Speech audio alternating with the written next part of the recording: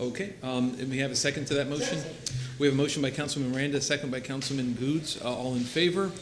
Any opposed? Evan Wilson is not here tonight, or his family, correct? Correct. Just making sure. Okay, good. Thank you. Okay, we will begin with public hearings. May I have a motion to open public hearings? So moved, Mr. Chairman. Okay. We have a motion by Councilman Maniscalco, a second by Councilman Miranda. All in favor? Aye. Any opposed? Okay, we have gotten a request to move the Davis Island one, which is where is this at? Number 10 up to number 1. Thoughts of council? I'm amenable to that. Okay, we have a motion by, I guess first, your district. Yes, sir. We have a motion by your councilman, Mr. Bill Carlson, a second by Councilman Maniscalco. All in favor? Any opposed? Okay, so we're moving on with item number 10. Yes, and if you're going to be speaking tonight, please stand up and prepare to be sworn. Please raise your right hand. Do you swear or affirm to tell the truth, the whole truth, and nothing but the truth? Yes. Mary. And by the, have we done a motion to open public hearings? We did? Okay, sorry. Long day. Okay, it is. Mr. Chairman, before you begin, I just want to pass out to Councilman Dingfelder. This is provided to you by the legal department. Will assist you in a new process tonight. And they apply to all the hearings tonight, so I would ask you to go in front of you to be able to make reference. And again, as Ms. Mora did mention, if during the course of the hearing you find it helpful to take notes to be able to remember the evidence and the facts and the kind of thing you'd like to have put into the record, that would be good. Thank you. Okay, and before we proceed, Councilman Citro, who unfortunately is unable to be here tonight, wanted the following statement to be read. Councilman Citro will not be present at this evening's meeting. He sends his regrets for not being able to attend. Thank you. Okay, let's begin. Mary Samaniego, Planning, Design, and Development Coordination. If I may, sir, can we please clear the agenda for items number 6 and 7? I'm fearful that there may be members of the public present and those items cannot be heard. Sure. May I have motions to that effect? Move to remove item 6 and 7. We have a motion by Councilman Maniscalco, a second by Councilman Goods. All in favor? Aye. Any opposed? Okay, so items 6 and 7 are being removed from 3206 West Taken Street and 1508 East 17th Avenue. Okay. Thank you very much. Item number 10, which is the first item on your agenda tonight, is REZ 1950. It's a rezoning request for the property at 85 Davis Boulevard from RM24 to PD for multifamily residential. Good evening, Jennifer Malone with your Planning Commission staff. This is located in the Central Tampa Planning District. It's within the Davis Island Urban Village. It is also within the Coastal High Hazard Area and Evacuation Zone A. There's transit at the Tampa General Hospital served by Route 19. Also an aerial. So we are on Davis Boulevard. The site is outlined in the purple. We have a number of facilities. This is a portion of the hospital. This is tennis courts and the Basin Activity Center over here. This is right across the street from the Marisol, which is a historic structure, as you know. As we move down Davis Boulevard, it is one of the more intensive areas of the island, which is reflected on the future land use map. So the future land use of the subject site is residential 35, right across the street, which is the Marisol. That's a little higher. It's a residential 83. It's a little bit larger, more intensive in scale. So as we move down Davis Boulevard, we have residential 35. The orange is residential 10. That's providing that transition as we move away from Davis Boulevard. And then as we get closer to the water, that yellow is residential 6. That's a very low intensive future land use category. So it's higher along Davis Boulevard, allows for more residential dwelling units, more options for residential, and it decreases as we move away from Davis Boulevard, down in intensity. The green is recreational open space, and that's where a lot of those civic uses that I described earlier are located. The Planning Commission did find this consistent with the comprehensive plan. This would allow consideration of maximum of 6 dwelling units on the subject site. That is below what they can build under their future land use category.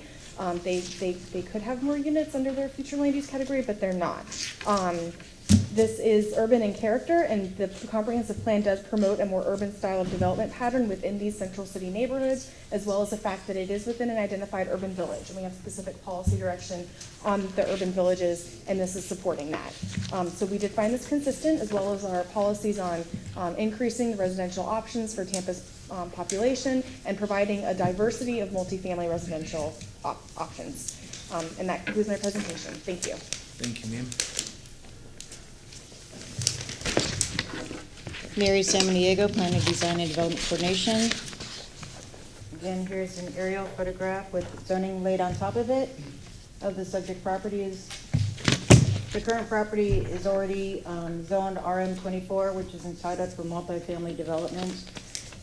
Jennifer just stated what the future land use category is, R35, which is encouraging low to medium intensity residential development. To the north is a planned development that was approved approximately 14 years ago for townhomes. And to the south is another planned development for multifamily that was approved 2 years ago. Across is the Marisol, a 7-story building, and then on the east side is single-family houses that front on Columbia Drive.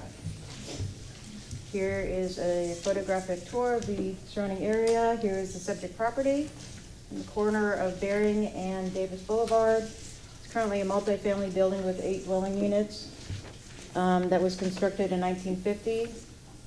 To the north is the planned development for the townhomes, again developed in 05. Across the street is another, across the street being across Davis is a small apartment building. Similarly, another small 2-story apartment building. Directly across the street is a 7-story Marisol complex. Directly to the south from the subject property is a 4-story building with multifamily residential development across Bering. Now I'm going to go directly to the east of the subject property. There are single-family houses that front Columbia, typically 1 to 2 stories.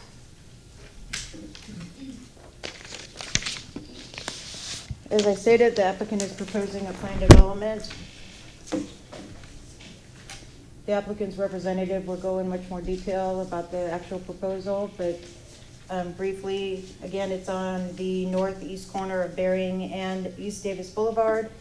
One-way ingress will be off of Bering Street, and then egress will be off of Davis Boulevard. The applicant has requested to push the building so the ground floor is at a 5-foot setback along the corner yard, which is Davis, and then the upper stories will be a 0-foot setback. Similarly, the minimum first floor setback on the front yard, which is Bering Street, is 5, and the upper stories being at 0 foot. Then at the north, the upper stories will be at a 19-foot setback, and then the east, a 16-foot setback. The maximum height of the building will be 58 feet to the top of roof. The applicant is proposing 6 dwelling units total. As Jennifer said, under the R35, they could ask for additional dwelling units, however, they did not. They're proposing 6 maximum. A total of 14 parking spaces based on our calculations are required. They are providing 19, so they're overparked by 5 parking spaces. They are complying with all of the green space requirements for both the parking lot, driveway, as well as multifamily green space requirements. There are some minor changes to the site plan between first and second reading, which is standard for a PD development, from Land Development Coordination, which is found on page 2 of your staff report. Transportation just has one change about the sidewalk, to remove the sidewalk extensions shown in the right-of-way. And those are the only changes that are required. Typically, again, on page 3 of your staff report, if they were to fully develop under the R35 land use category, they'd be eligible for 13 total dwelling units. The applicant is proposing 6. Based on the site design, there are no waivers required or requested with this application, so they're completely compliant with the development criteria of the City of Tampa zoning code. Basically, the PD is to provide alternative setbacks, which is legally allowable under the PD process. Do you have any specific questions for me at this time? Oh, overall, the development review found this consistent with the City of Tampa Land Development Code, provided those minor changes are made between first and second reading. Thank you very much, ma'am. Any questions from council? Okay, thank you, ma'am. Thank you. Petitioner?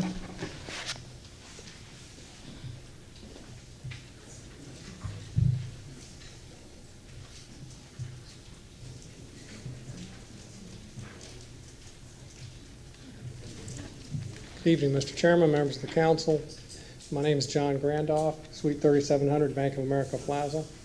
I'm the petitioner's attorney this evening. I have a moment to set up this easel with the site plan and some elevations. I'll be right back with you.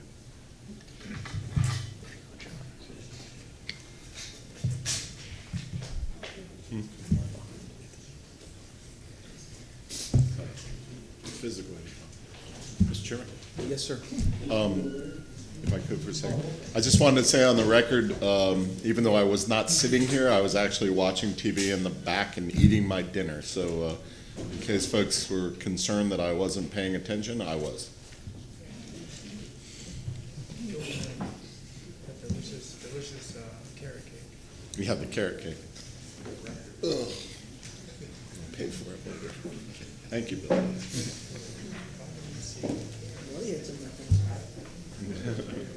Whose birthday? Was it someone's birthday? They just started talking about carrot cake. Carrot cake was like, You didn't get it? Oh, that's nice. because I had a craving.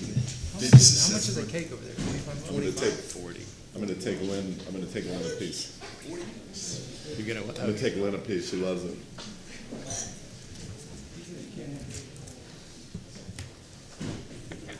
Okay. Before I begin, I'd like to introduce my client, Michael Phillips. Will you raise your hand, Michael? And also our architect of record, Mr. Michael Rubel. Our engineer is James Catalano. He's on the way over this evening. I want to explain the project. Did we get site plans, Morgan? Hello? Does that work? here's one. You got it. Thank you. Is that working? Yeah. Okay. In laying out the project, we have some design challenges. Ms. San Diego's explained to you the location of the property. The design challenges are as follows.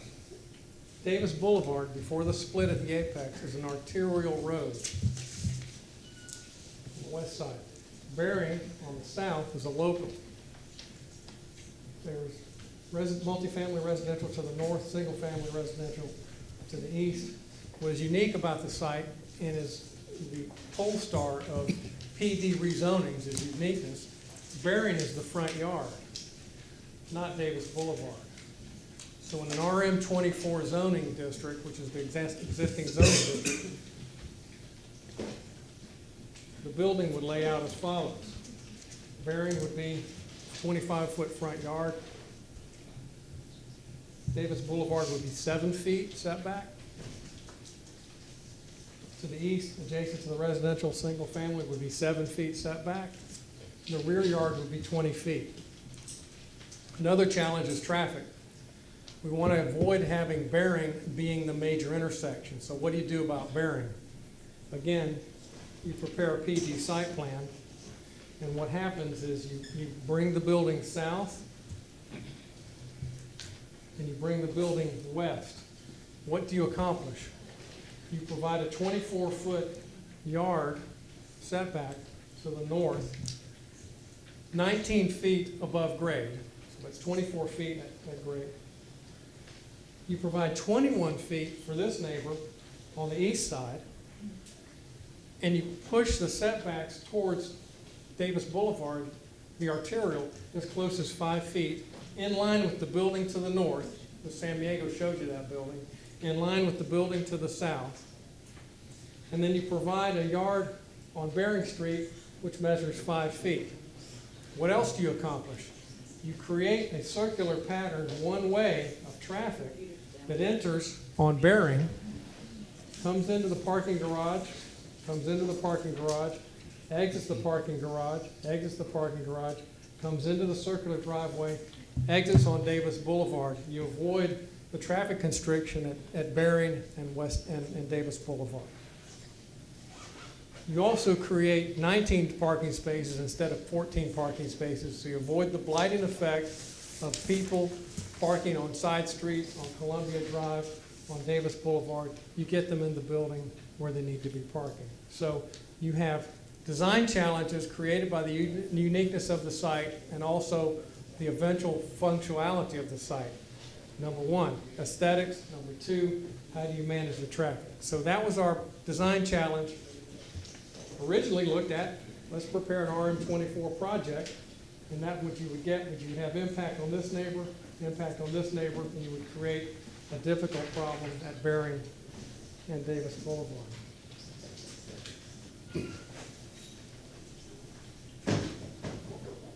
Excuse me one second.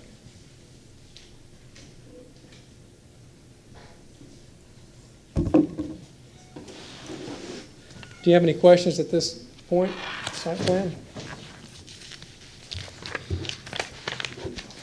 You want questions now? If you haven't, I'd be glad to entertain them if you like.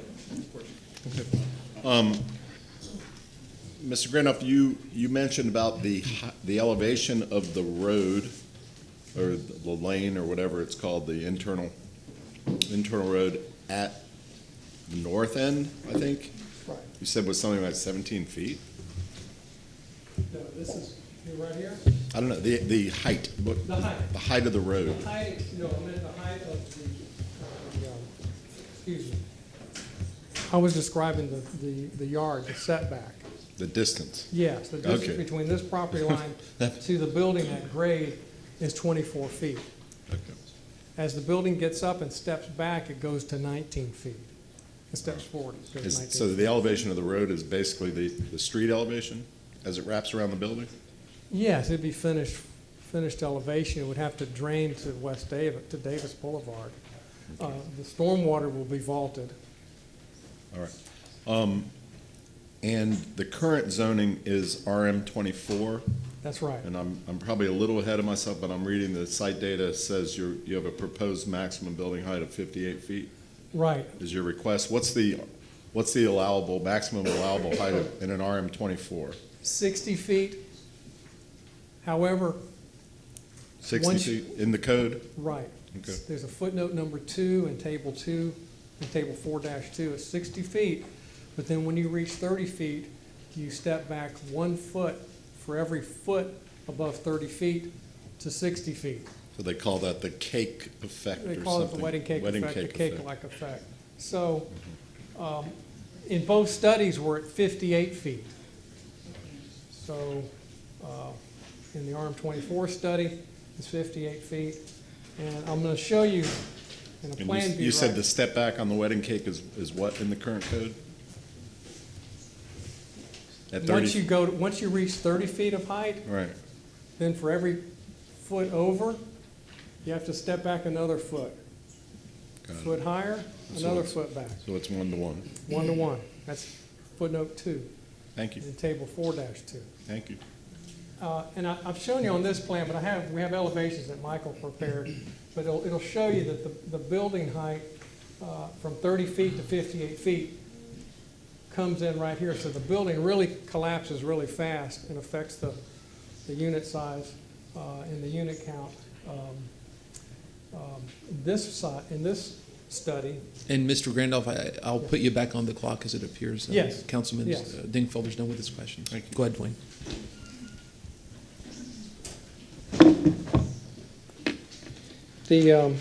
While we're on the elevations, let's just go right to that.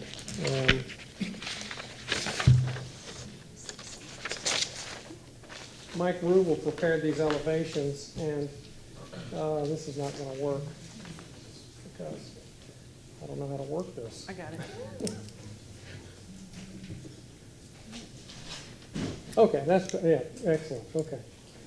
This is an elevation study that, as Mike has prepared, and to orient you, you're standing on East Davis, and you're looking east. Here's the 20-foot wide setback for the exit driveway. Here's a 5-foot setback on the front. Here's Bering. And this is the building we've designed. And you see the balconies extending from the building. And then this other study is now you're standing on Bering and you're looking north. And you're looking down Davis Boulevard. Here's the 5-foot setback on Davis Boulevard with the balconies extending. And then to the neighbor to the east, 21-foot setback. Michael prepared a similar study for the RM24 and the 1-to-1 after 30 feet. And this is what you get. You get,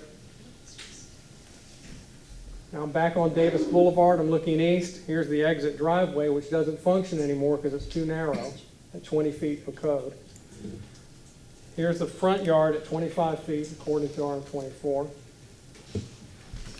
And then looking south from Bering on Davis Boulevard, by right 7 feet, along Davis Boulevard by right 7 feet in the rear, on the side. Now what I also want to demonstrate is in the RM24 study, you get full access because you don't have enough room to do the circular driveway. So full access on Davis Boulevard, full access on Bering Street. Now you create the hazardous use of Bering Street, which also allows more cut-through traffic into the neighborhood. Our study, you can't control where people are coming from in traffic, but you can control how they leave. So we're controlling how they leave. They're going to come this way. We're going to encourage this traffic movement, left turn, but always an exit on Davis Boulevard. In the staff report that was prepared, the findings are consistent, and as you probably saw this morning, you've seen this summary sheet from the staff, all consistent, no inconsistencies. Ms. Sammiego has mentioned some site plan revisions that she's requested for us to prepare. Those are all acceptable, and they're noted in the staff report.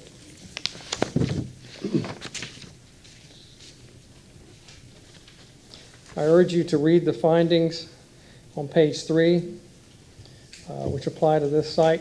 These are findings of fact made by the city staff and their analysis of the code and Ms. Sammiego's conclusion that it completely complies with the land use criteria. I think what's most important is conclusion number 6 on page 4. The finding is the subject property is currently zoned residential, multiple family, and would allow for 9 dwelling units. We're designing for 6. The surrounding area includes planned developments, residential single family, and attached multifamily, multifamily RM35, and single family residential. This is very important, and this comes up in the Planning Commission's report. The property is located in the Davis Islands Urban Village. In urban villages, to address traffic congestion, you want to bring multifamily as close as possible to the center of the urban village. In this case, East Davis and the commercial area of East Davis, all within walking distance. This type of development is encouraged in the urban village, such as Davis Islands. Continuing with the Planning Commission's report, please look at page 3 of the Planning Commission report.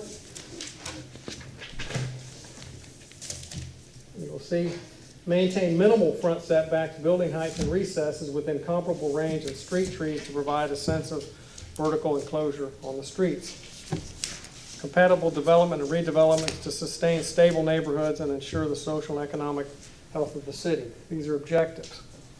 What's very telling is the staff analysis that this would allow for compatible infill within an area that is planned for development for up to 35 units per acre. There's also a finding about this neighborhood. and the finding that the comprehensive plan promotes a more urban-style development pattern within the central city neighborhoods, especially along the city's arterial, Davis Boulevard is an arterial, and collector corridors within the city's urban villages. Parking will be provided within a structured interior garage that will be integrated into the overall structure. The building will be pedestrian-oriented.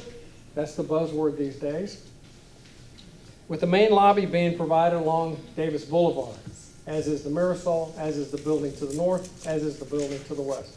Total compatible with the existing development pattern in the neighborhood and with the R35 plan category. Finally, the finding of the Planning Commission staff is that proposed development overall is compatible with the surrounding uses and furthers many of the policies and objectives of the comprehensive plan.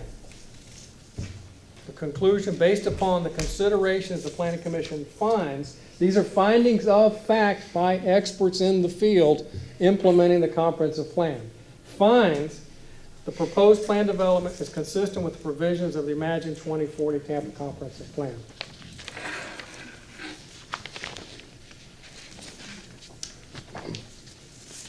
This is just for your reference, is an excerpt from the city code. I've highlighted the notation that Davis is an arterial.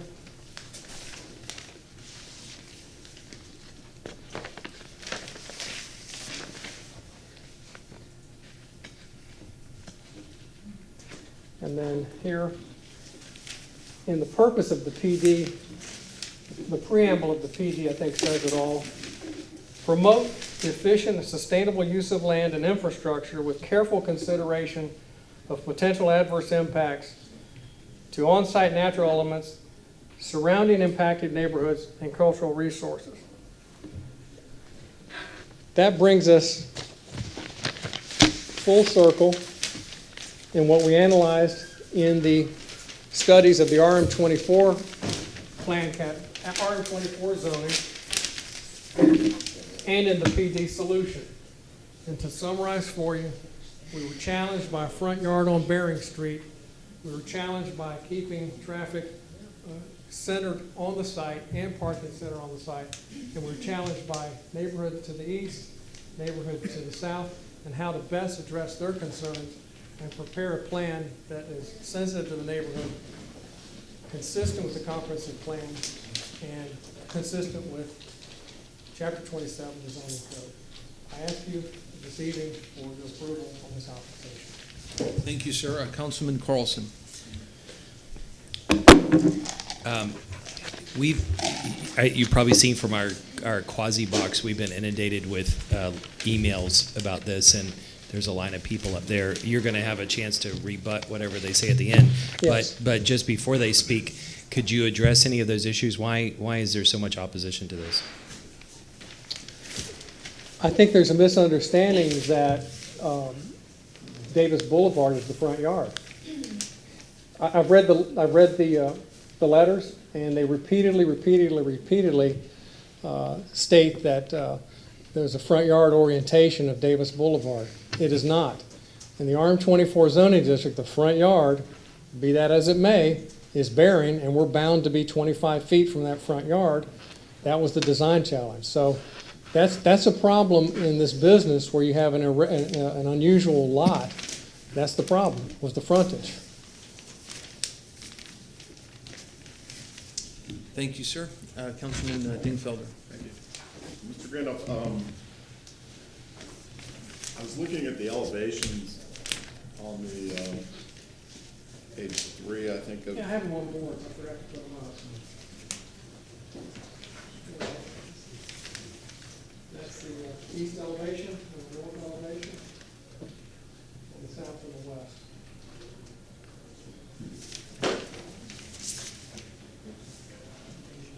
On the east elevation, is that one up right now? Here to the east. Okay, and that's overlooking the homes on the backside. What is that, Columbia? Right. The east elevation? Yes. So in looking at that,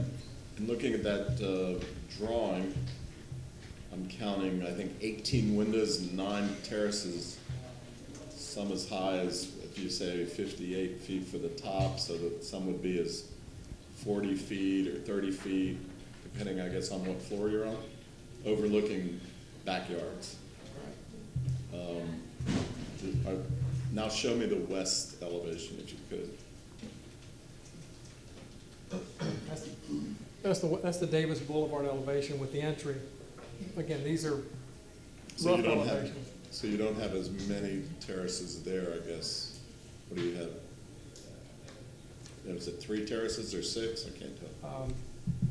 Mike, do you want, let me bring Mike Rubel up here because he's the architect.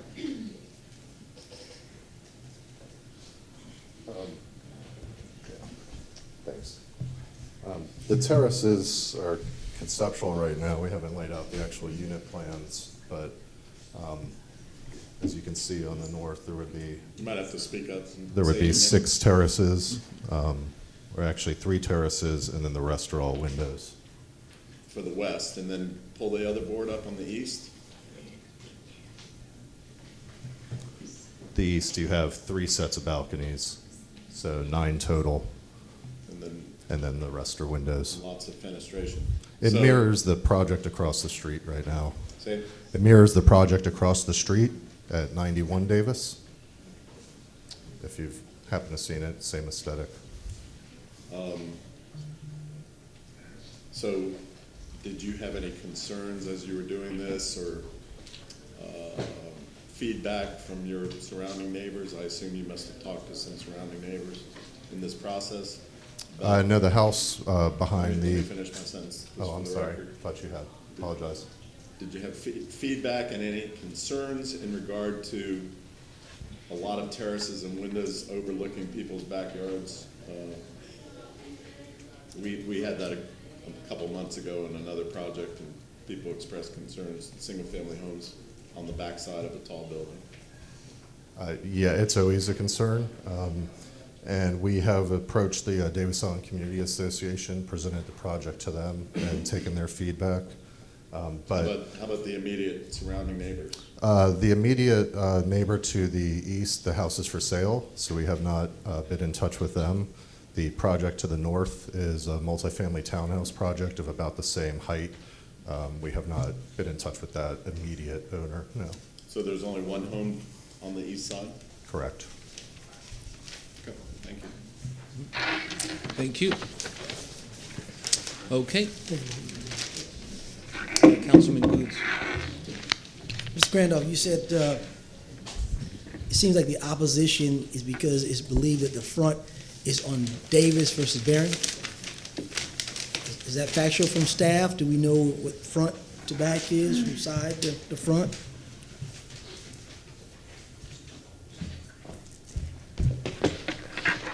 Mary Samaniego, Land Development Coordination. Per the zoning code, throughout the entire city, all zoning districts, when you have a zoning lot, and the definition of a zoning lot is a single lot or a series of lots brought in as a single project. Can you see me?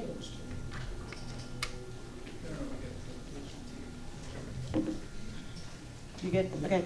So the code says a zoning lot is a single lot or a series of lots brought in as a unified development. So there are 3 platted lots brought in as this one PD, which is a unified development. So the code states that, hold on, sorry. Okay, so there's Davis, and this is Barron. The shorter of the 2 streets is always your front yard for setback purposes. So this would be your front yard setback, which is the 25, and then this would be your corner yard, which under the RM24 would be 7. Now your front door does not have to face your front yard.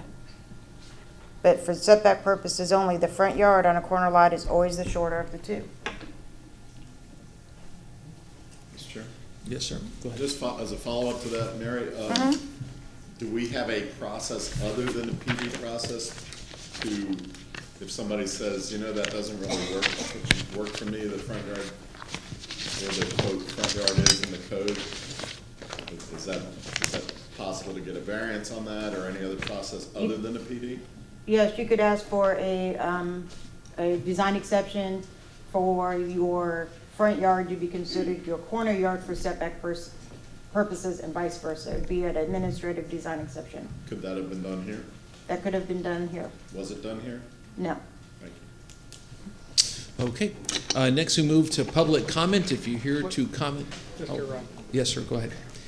And I'll give you, I guess, you finished your remarks, correct? Well, and these If questions. you want to, that's fine. I have some I'll give you time another left, minute. but that exchange has prompted me to bring something else to your That's very attention. fair. Go ahead. On the front yard issue, the Davis Island Civic Association put a letter in the record, and they say, and I've underlined this, front yard orientation, the proposed site plan, let me back up. The clear established historical pattern of this site and proposed site plan depict front yard orientation as Davis Boulevard. That's wrong.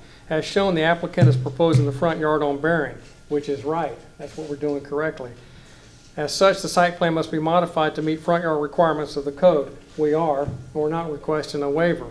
What's more important is they write this language out of 27-262 that says front building yard means yard adjacent to that wall of the building which contains the main exterior entrance to the lobby for individual units. If you go to 27-162C, that is orientation of front yards in multi-building projects. So you have an apartment project, townhouses. That's the orientation of the front yard within the square. It has nothing to do with this project. They're totally wrong on that. As to the house behind us, Mr. Dingfelder asked a question, had we heard anything from that neighbor about the windows facing that property? We did. We had a letter from this gentleman, Burton Mulford, and I expect he'll speak to you this evening, but his letter is basically concerned about traffic on Berrien and Davis Boulevard, which is precisely the risk issue that we wanted to address in this site plan. I had several close calls trying to turn right on Davis Boulevard during my morning commute to work. I've attached a photo which shows a limited view of Davis Boulevard northbound while trying to enter from Berrien Street. We know. That's why we're addressing the traffic issue with the PD site plan. As to the design exception, we could have, I'm at 40 seconds. You're fine. It's my I asked that, the fact that we did not ask for design exception but not be considered in your analysis this evening. I ask that you approve the project, and I'll reserve the remainder of my comments for rebuttal. Thank you, sir. Okay, now we go to public comment. If you're here to publicly comment on item number 10, please come forward. At this time, each person gets 3 minutes. Please state your name before speaking. So we get a good idea of how many folks are here to speak tonight. If you're here to speak tonight on item number 10, can you please raise your hand? Okay, so there's a couple. I would ask that if you're planning on speaking, to go ahead and line up over there. You know what we can do on both sides of the room, and then we can have one from each side just go, just so that we have a good number on the countdown. So if you're here to speak, and if you're able to stand, please go ahead and stand and get in line. That's good. Mr. Chairman, we have a speaker waiver form. I cannot, when you fill out a speaker waiver form, it says, please print your name. I cannot make these out. I'm going to ask you to state your name if I see your address or can make out some form or fashion. 164 Baltic Circle. We have. Is there I'm sorry, hand just went up? Who is that person? I can't see. Can somebody please respond? And what is the last name? Singletary? Singletary. Okay, I asked if you're going to hand in a speaker waiver form, could you make sure, please, that the names are legible, that the people print them so I can call out the names. The next name is 105 Bermuda is the address. And what is the names, please? Rodier and Peraza. Rodier and Peraza is the last name? Faraza. It's difficult. The next one looks like the first initial is C. I can't make out the address.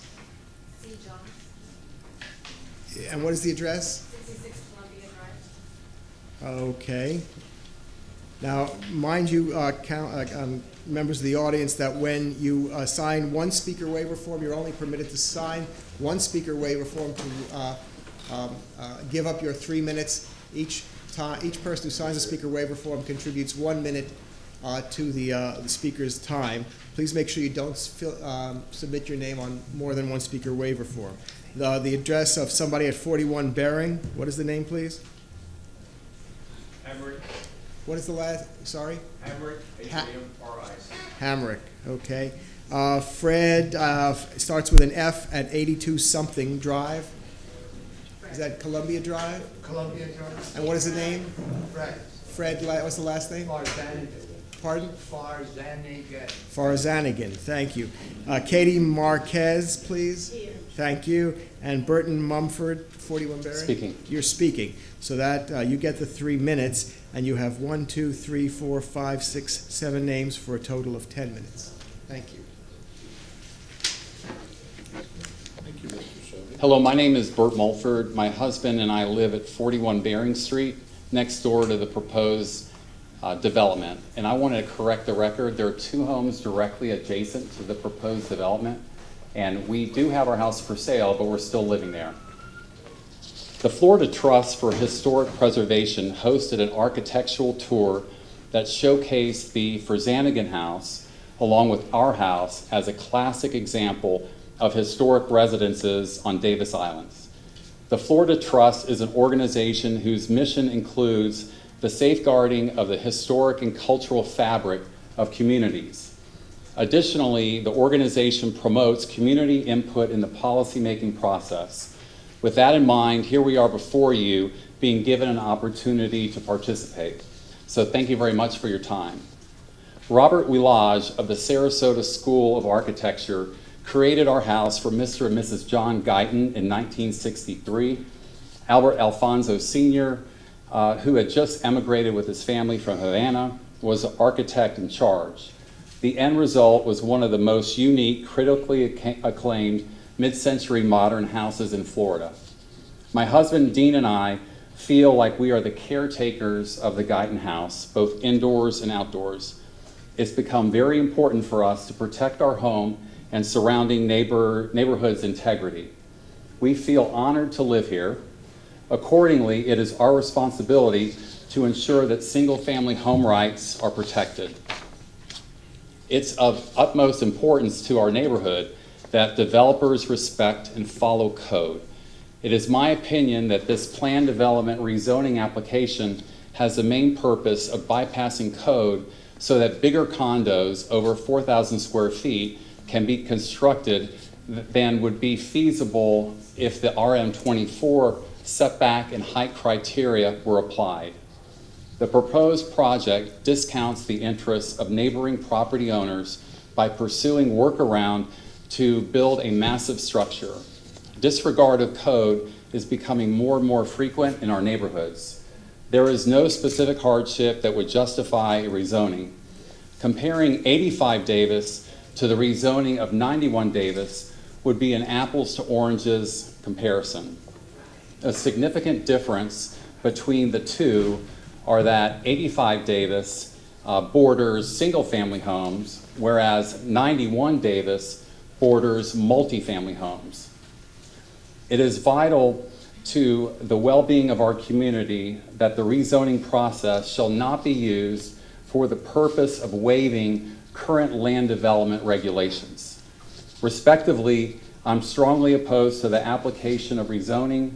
The proposed design is a colossal structure which is contrary to open space. It undermines Davis Island's spirit, complexion, character with its 58-foot height and reduced setbacks. The application to rezone creates a platform to improperly change the land development code. The staff report of the Development Committee fails to illustrate that the project violates and contradicts various land use policies and objectives. For example, Objective 1.2, create inspired urban design while respecting Tampa's human scale, unique history, aesthetics, and sense of community identity. Davis Island's community plan reflects the charm of our islands, which promotes an ongoing mix of housing that allows affordable options for residents.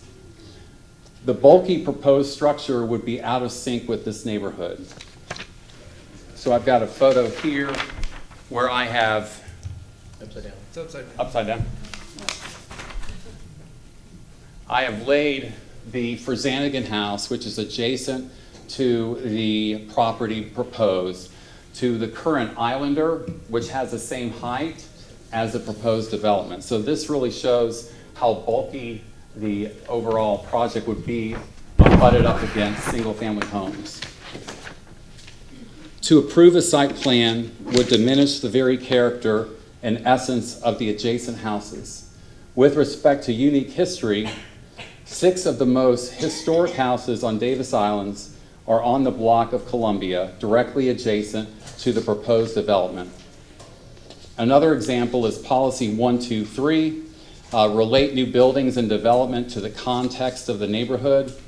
The project lacks the appropriate context and proportion relating to this part of the Davis Islands neighborhood. The oversized structure lacks additional setbacks once its height surpasses 30 feet, or the so-called wedding cake tiered effect, which is critical to limit extensive massing. This is a really big concern of ours. The wedding cake tier component of setbacks is vital to safeguard the rights of neighboring property owners. It limits the excessive massing of a structure. The project is not well suited for its location and is not compatible with the adjacent residences. Another example, policy 938, it's the intent of the city that developmental prospects shall be minimally disruptive to adjacent areas. This proposed structure would overwhelm our properties, encroaching backyard privacy, reducing open space, and undermining sustainability. The entrance driveway to the project will border our homes. Currently, that portion of the lot is a passive space where there is no throughway traffic contiguous to the backside of our houses. Service trucks, residents, and guests will be driving alongside our kitchen, dining room, and outdoor living spaces if this project is approved. Policy 9.4.1, encourage higher density multifamily development while including measures which minimize the appearance of bulk. A massing comparison of 85 Davis Boulevard with 91 Davis, or the Islander, and the Marisol shows that 85 Davis has the greatest massing ratio, 2.1 versus 1.9 for 91 Davis and 1.1 for the Marisol. So I have an aerial shot of the properties that I use in the massing ratio.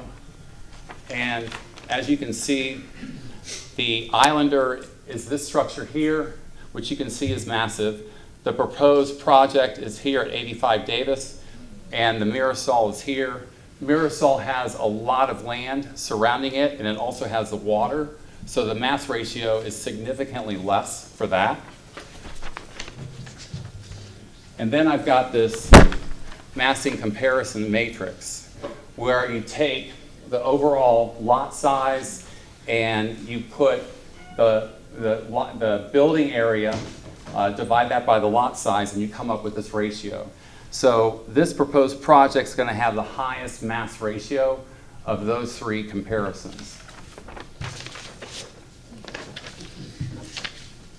This is especially distressing since 85 Davis is adjacent to 2 single-family homes, which are both recognized by the Florida Trust for their historic preservation as significant architecturally. Policy 9.5.1, protect low-density, single-family areas that provide residents with privacy and open spaces. This project would infringe upon adjacent properties by diminishing the neighborhood privacy and the sense of space. Policy 9.7.4, to maintain a consistent and appealing character, new structures are compatible with existing properties in terms of scale, open space, and setback. This massive structure does not regard Davis Island's human scale, and it is not proportionate to the adjacent properties. And then finally, I wanted to talk about the general welfare and public safety. So when the rezoning of the Islander was approved in 2016, there were no golf carts on the street, no scooters on the sidewalks, and no bike trails. That has now changed, which magnifies the importance of having clear peripheral views of our streets. Bering Street is the gateway and pass-through that connects Davis Boulevard with the marina, tennis courts, garden club, baseball field, and swimming pool. My neighbors and I are very concerned that the views of drivers would be obstructed. The Islander project across the street, when it was rezoned, has made it more difficult to turn left or right because of the reduced setback. I very much appreciate the opportunity to participate at this meeting and respectfully request that you deny REZ 1950. Thank you very much. Thank you very much. And I've got one last photo for the record. And this is a photo of the intersection. Bering is the horizontal. Davis Boulevard is the vertical. And as you can see, with the reduced setback of the Islander, you have to stick your nose out from the car to see around the blind curve. There's a blind curve on Davis Boulevard that is impaired because of the height of that building. And the current building at 85 Davis is going to have less setback with the project than it does now. So that's certainly a concern of all of us here. Thank you very much. Could you share the two or three documents, exhibits that you put up there? Sure. Can you share that With you? with Yep. us? Yeah, I'd be And happy also, to. if you have an extra copy, I'd be curious to actually see your The comparison matrix? No, well, all of it. Yeah, I can give all this to you. We'll put it in.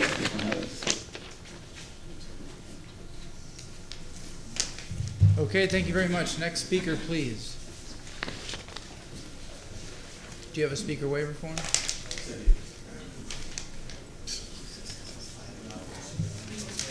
If you have not been sworn, please stand, and you wish to speak, please stand and be sworn now. Do you swear or affirm to tell the truth, the whole truth, and nothing but the truth? I do. All right. Okay. You want these passed down? Okay. Mr. Viator, did I pronounce your name correctly? Viator. Okay, Mr. Viator has 1, 2, 3, 4, 5, 6, 7, 8. Mr. Viator, you don't count. You get the 3 minutes. Please state your presence. Please make your presence known. Malcolm starts with a K, K-L-E-R. Did I say that correctly? Correct. Okay. Zelda starts with a Z, 94 Baltic. What is the name, please?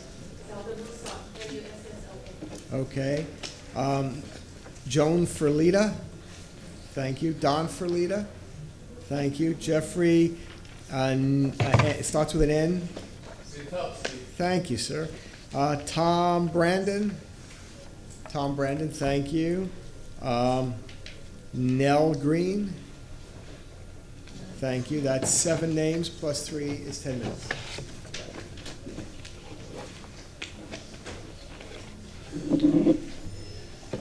Thank you all very much for your time and consideration. I'd also like to thank staff. Mary was very helpful and accommodating to us when we asked some questions and things. You don't need the microphone when you're there because it's embedded in the whole system. I'm sorry. So Thank you. won't need it. Dwayne, start the clock. The neighbors on Columbia Drive are very concerned with the above referenced PD. If approved as submitted, the development would be incompatible with the historic 100% single-family neighborhood located to the rear of this proposed development.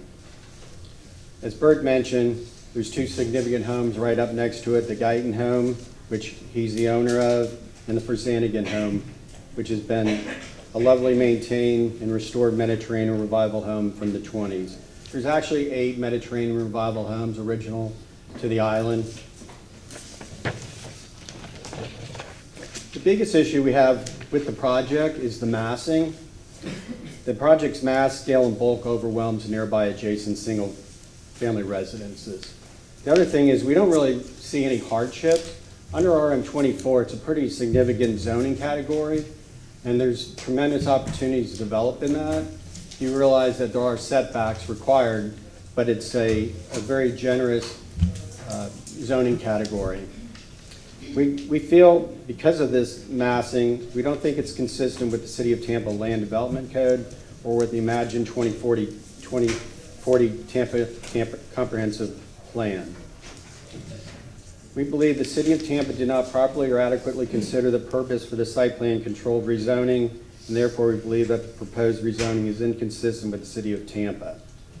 The purpose, by not requiring the petitioner to maintain the standard technical requirement of the wedding cake setback rule, whereby for every 1 foot in height in excess of 30 feet, a new building must set back 1 additional foot. The city is not providing careful consideration of potential adverse impacts to the surrounding impacted single-family neighborhood on Columbia Drive.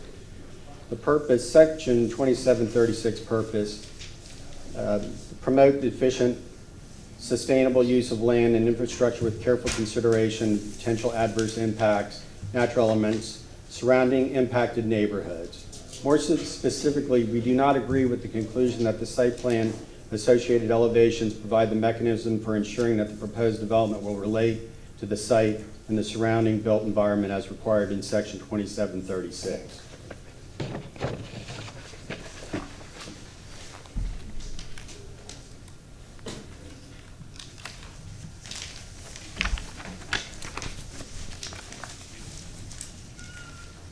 In regards to the petitioner and planning commission, there's often reference made to the Marisol being 7 stories. The Marisol's 7 stories, but it comes down to 3 levels on the north and the south.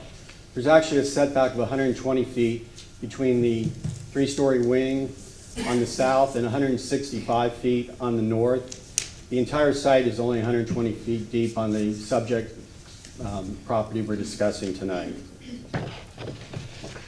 The issue with the Hillsborough County City County Planning Commission is context. And more specifically, the Hillsborough County Planning Commission did not properly or adequately apply city design goals, objectives, policy. Specifically, the Planning Commission did not adequately consider policy 9.38, 9.41, and objective 9.6. 9.38, specifically by not addressing how the massing of proposed development overwhelms the adjacent single-family residential, the Planning Commission did not adequately address the negative impacts on the physical development pattern and address any mitigation of this negative impact on the neighbors. 9.4, by not addressing 8 workforce apartment rental units for 6 residential condos, the Planning Commission did not evaluate the reduction in residential units. These existing apartments have been very attractive to the local workforce, and in many instances work at Tampa General Hospital or other nearby employers and are afforded the opportunity to walk to work. 9.41, by not addressing whether the larger scale structure would maintain the livability in our community, including measures which minimize appearances of bulk, it is evident the Planning Commission did not adequately apply city design goals, objectives, and policies. Specifically in 9.41, accommodate larger scale structures while maintaining the livability of these communities, including measures which minimize the appearance of bulk.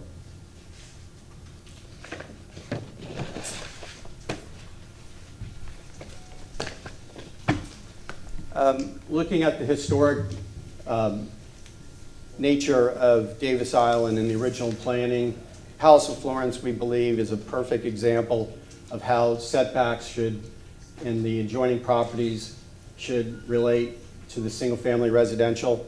As you can see, it's 2 stories at the back, and then stairs step up, very similar to the wedding cake requirement under the current zoning.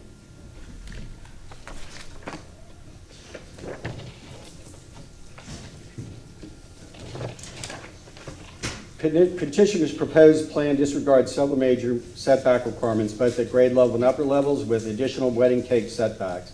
To exacerbate the setbacks issue further, the petitioner is proposing to have balconies and roof extend over the grade level setbacks. This would allow the petitioner to develop the site substantially greater density than would be allowed under the RM24. In return, the petitioner disregard these required setbacks, which will allow the additional density. The petitioner is offering no mitigation at all to the single-family residents to the rear. The overriding sense from the neighbors is the petitioner is completely inconsiderate in how the development massing will completely overwhelm the single-family residents in the rear. Just quickly, here's some of the homes on Columbia Drive. A lot of us, and most all of us, spend a lot of time trying to maintain a great street for the city. If you think an example of something was developed in RM24 in the last development cycle was the Villa Del Mar. Councilman Dingelfelder, you were very influential in helping to get to a proper solution to this development. Also Villa Venetia, which is directly behind the single-family residence. Also, this is a 40-foot structure, and again, it's an opportunity to do something in RM24 or a PD, which again relates more effectively to the single-family residence. To more effectively and communicate this wedding cake scenario, the petitioner provided to the city what can be seen in black and white, and that's what would be required under RM24. What we did is had our architect overlay red on that to show you what additional massing and scale they're putting on the plan. That is the condition which is overwhelming the single neighbors to the rear. We've also done massing studies just to show kind of what happens with this massing in the 3 different locations depending on where the front of the street is. The first one on page 14 shows you with the front being, if it was based on RM24, it should be set back 25 feet in the front, 20 in the rear, and 7 on the sides. And you can see what that wedding cake would look like if they lived up to the requirements under RM24. If the front was on page 15, it shows what the wedding cake would look like if the front was the 25 feet on Davis and the sides were Bering and next to Venetia. And the last one is effectively what is being proposed. And again, if there is some understanding that the city would like to have more of a new urbanist kind of development pattern, form-based zoning. If one wants to agree with that, well, at least they should still honor the requirements and provide some relief to the neighbors in the rear. On page 17, we kind of just show you what that block and massing looks like currently, and this does not reflect any of the balconies or the overhangs. And on the last page, it's just a blown up version of what that wedding cake should look like under the RM24. With that, we would very much appreciate your consideration on helping us to mitigate all the massing in the back that will overwhelm the single-family neighbors. And are you finished with your remarks, sir? Yes, sir. Thank you very much. Councilman Dingfelder. Yes, sir. Remind me your name again? Ward Viator. Ward. I remembered it, but I forgot. So you prepared this, or you mentioned an architect? I prepared it, but I did have on the massing studies. I had a architect intern work with me on it. Okay. And what's your profession is? I'm in commercial real estate business. Okay, so you have some professional knowledge and history with this? I do, and I deal with the zoning code. John Randolph. I mean, I consider John, actually a good friend. Most of the land use folks around town. I don't like to oppose anything. I like to find either ways to work with developers or, work with them to the point where it makes sense. So very seldom do I usually say no, but I think this is really inappropriate. And by not, addressing that wedding cake scenario that's so very clearly in the code. I mean, we have property rights, and that comes with the, bundle of rights. And one of them is to enjoy your property. That's one of your rights. And I have no problem, my neighbors have no problem with this developer developing this site to the full opportunity that they can to maximize value for themselves. I'm the last person who would ever argue against that. But at the same time, we feel that our bundle, our goods are going down and they're going up at our expense. We just want to be treated fairly. And when I purchased my And home, sir, I think your time is up, and I think you're finished answering Councilman Dingfelder's question, but we okay. appreciate your time. So Are you, I did okay, have go I ahead. had a follow-on question. This morning, we were advised by our legal counsel to when people came up and gave us some professional opinions to speak to the credentials of the person offering it. It's a pretty professional presentation. As a matter of fact, I want to make sure that it gets in the record appropriately labeled. And just for your benefit, Mr. Viator, I'm gonna label this as Neighbors Exhibit 1 and give it to the clerk for the record when I'm done with it. But just to back up a little bit, you mentioned you're in real estate. Do you do commercial real estate? Commercial real estate. I've been in the business since 1984 here in Tampa. And you've had multifamily projects? I'm involved with multifamily projects, yes, sir. Okay. As a developer yourself? As a consultant broker. Okay. And then finally, do you live nearby? I live at 60 Columbia Drive, so I'm directly down the street from the project. Within a block or so? Yes. All right. I think 5 or 6 houses. Okay. I think that's all I have. Thank you. Thank you all for your consideration. Thank you very much, sir. Next, please.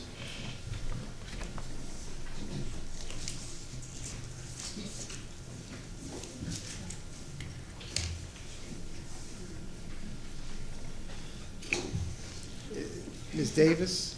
Yes. Janice Davis has, I believe, only one name here, is that correct? Correct. And that is Courtney Frank. Are you present? Thank you. 1 additional minute for a total of 4. Thank you. Hi, my name is Janice Davis, and I am the president of the Davis Islands Civic Association and a 24-year resident of Davis Islands. DECA stands in strong opposition to this rezoning request from RM24 to PD for the property at 85 Davis Boulevard. Our position on these matters is consistent. We do not oppose development, but hold firm in asking city departments and the council to follow the code. We shared this point of view with the property owners for this request and her attorney when they met with our DECA zoning committee and asked that they revisit the plan, and they did not. As we've stated repeatedly, Davis Islands is under tremendous pressure for increased densification driven by developers trying to make escalating land prices work by adding too much house or building on too little land. DECA is here to work and protect the character of our special community, the safety of our residents, and the rights of neighbors with standing who are most affected by this request. We believe this request, in short, is an overreach, using the PD as a vehicle to work around the code. Davis Boulevard, and particularly this block that backs up to beautiful single-family homes that face the Sandra Friedman tennis courts, the garden club, the marina, the ball field, and historic pool, must follow the height and setbacks that exist in the current code. Approval of this rezoning sets a dangerous precedent for the older properties between Bering and Arbor. Allowing for this height will completely and permanently change the main thoroughfare on our island. I ask you to respectfully not to allow that. Simply stated, this design is too massive for the lot. It pushes its structure to the sidewalks on Davis Boulevard and Bering, and its upper stories cantilever out even beyond that, presenting a hazard for drivers and pedestrians alike, as stated. It is already difficult to turn from Bering to Davis because of the Islanders' condominium mass, and this building is its replica of that. It is short-sighted of the city to approve this rezoning on a busy street that does not yet have bicycle lanes on that particular area, and certainly does not accommodate golf carts and now our wonderful scooters. Should the city require future bus cutouts for public transportation at or near this site, the option would not be available if this project is approved. Many residents in attendance tonight have worked tirelessly to protect the character of our Davis Islands community, and we stand before you all the time because of that. Our community plan, written by residents and continuously supported through a stewardship committee, reinforces the uniqueness and the attributes of this special place called Davis Islands.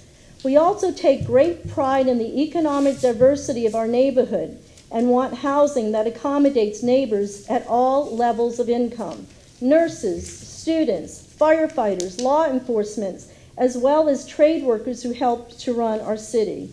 Respectfully, on behalf of our Davis Islands community, I ask you to deny the zoning request. Thank you. ma'am. Next, please.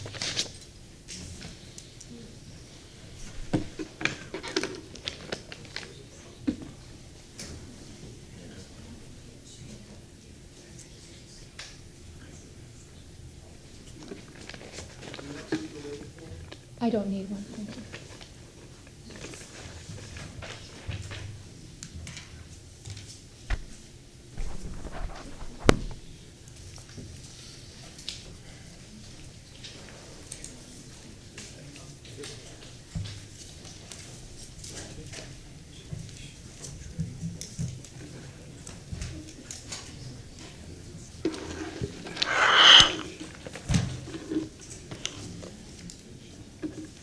Go ahead.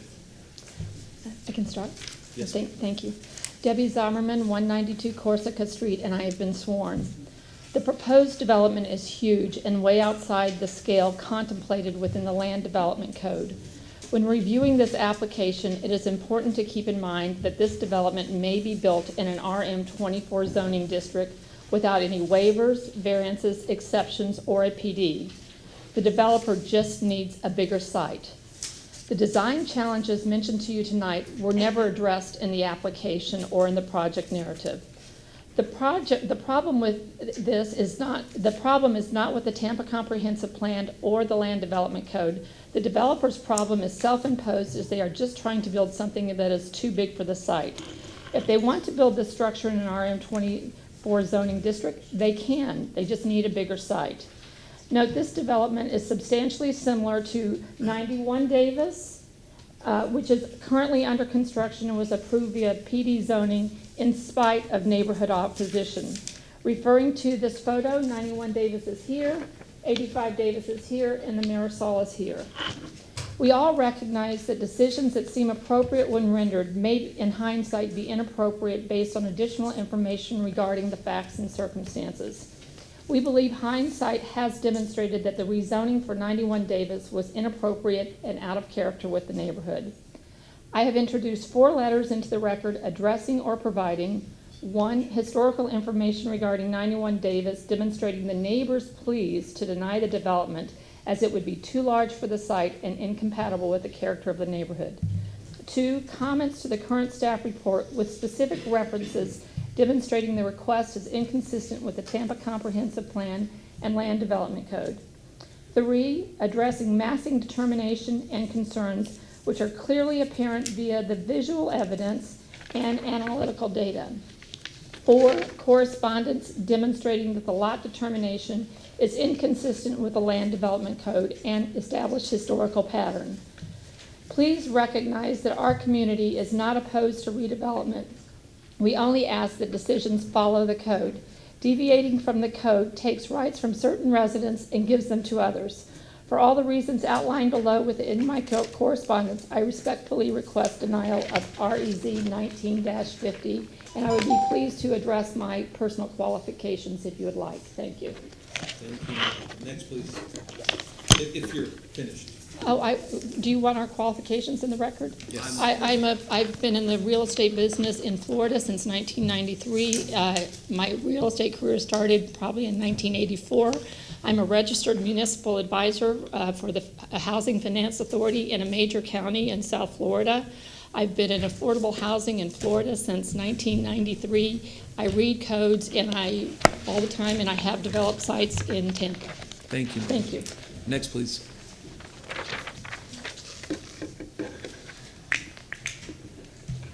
Good evening, Council. My name is Phyllis Fleming. I'm the chair of the Davis Island Civic Association Stewardship Committee, and my address is 105 Chesapeake Avenue on Davis Islands. The Davis Islands Community Plan was approved by Tampa City Council in November of 2007. I respectfully disagree with staff recommendation to approve this request, and I ask that you deny it for the following reasons. The mass of this PD is out of character for and encroaches on the adjoining development nearby. If permitted, it will reiterate the obtrusive and overbuilt design standard of 91 Davis. This is a massive footprint for just 6 units, and it has many design deficiencies. Most flagrant among these deficiencies is the drastic increase in impervious surface area.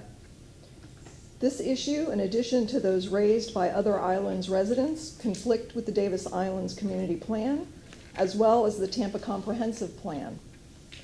Davis Islands is designated as an urban village. Specifically, page 44 of the comp plan states, some urban villages may see substantial growth and change, e.g. Channel District, because that is what is called for in their secondary plans. Other urban villages will see only modest change because their secondary plans don't call for a lot of growth and change, e.g. Davis Islands and Hyde Park. The Tampa Comprehensive Plan also has an entire neighborhood element devoted to goals, objectives, and policies for neighborhoods and community plans. The following policies are pertinent to this specific situation. NE Policy 112, continue to protect and enhance single-family neighborhoods by providing sensitive transitions between these neighborhoods and adjoining areas and requiring new development, both private and public, to respect and respond to those existing physical characteristics, buildings, streetscapes, open spaces, and city form that contribute to the overall character and livability of the neighborhood. NE Objective 1.3, engage neighborhood residents and organizations in collaborative efforts to share information, solve problems, and plan for the future. Our community plan states the island's community has a pleasant scale, a village center, as one would expect with a small town, buildings oriented to the street and designed for pedestrians. Buildings are predominantly low scale in height and oriented to the sidewalk. Multifamily dwellings and townhomes are part of the housing mix, but are limited and attractively designed and planned to blend in with islands and encourage the social interaction. Thank you very much, ma'am. Councilman Dingfelder. I'm going to be redundant through the evening, but if you provide us this kind of technical information, if you give us any credentials that you might have. My credentials are I retired as the Director of Business Retention and Expansion for the Tampa Hillsborough EDC. Previously, I was a planner for the Planning Commission and Hillsborough County. I've served on the Davis Island Civic Association as well as the Stewardship Committee for the Neighborhood Plan. I worked tirelessly to try to have the community plan approved, which was approved in 2007, as I mentioned, and seconded by you, Councilman Dingfelder, at which time you called our community plan a vision for the future. And I'd just like to say the future is now. And Phyllis, your education, was that related to planning? My education is a degree from the University of Central Florida in legal studies and a master in public administration. Thank you. Thank you very much for your service. Mm-hmm. Thank you, ma'am. Councilman Carlson. Who's our legal counsel tonight? Do we have legal counsel? Okay, legal counsel. Oh, there you are. I couldn't see you. Oh, there. I was going to ask. Okay, I see you. Okay, good. So you taught us today about competent, substantial, legal. Sorry, we're getting tired here. Competent, substantial evidence. A couple people have talked about the Davis Island Plan, which is so we have a comprehensive plan, we have the zoning, and then we have the Davis Island Plan. Is anything that conflicts with the Davis Island Plan, is that competent, substantial evidence or not? If you have expert opinion testimony about conflicts with the Davis Islands Plan, then you can look at that in terms of the criteria and consistency with the comprehensive plan. So the extent that it bears on those, then yes, it would be competent and substantial evidence if offered by an expert. But it has to be tied to the comprehensive plan, or it has to show the impact on the comprehensive plan, not just the Davis Island Plan, right? Correct, yes. the Davis Island Plan was formally adopted by this body? Yes, my understanding is the Davis Islands Plan is a resolution of City Council. I do not believe that it is adopted within the comprehensive plan. So you would be looking for comprehensive plan policies that would relate to a conflict with the Davis Islands Plan.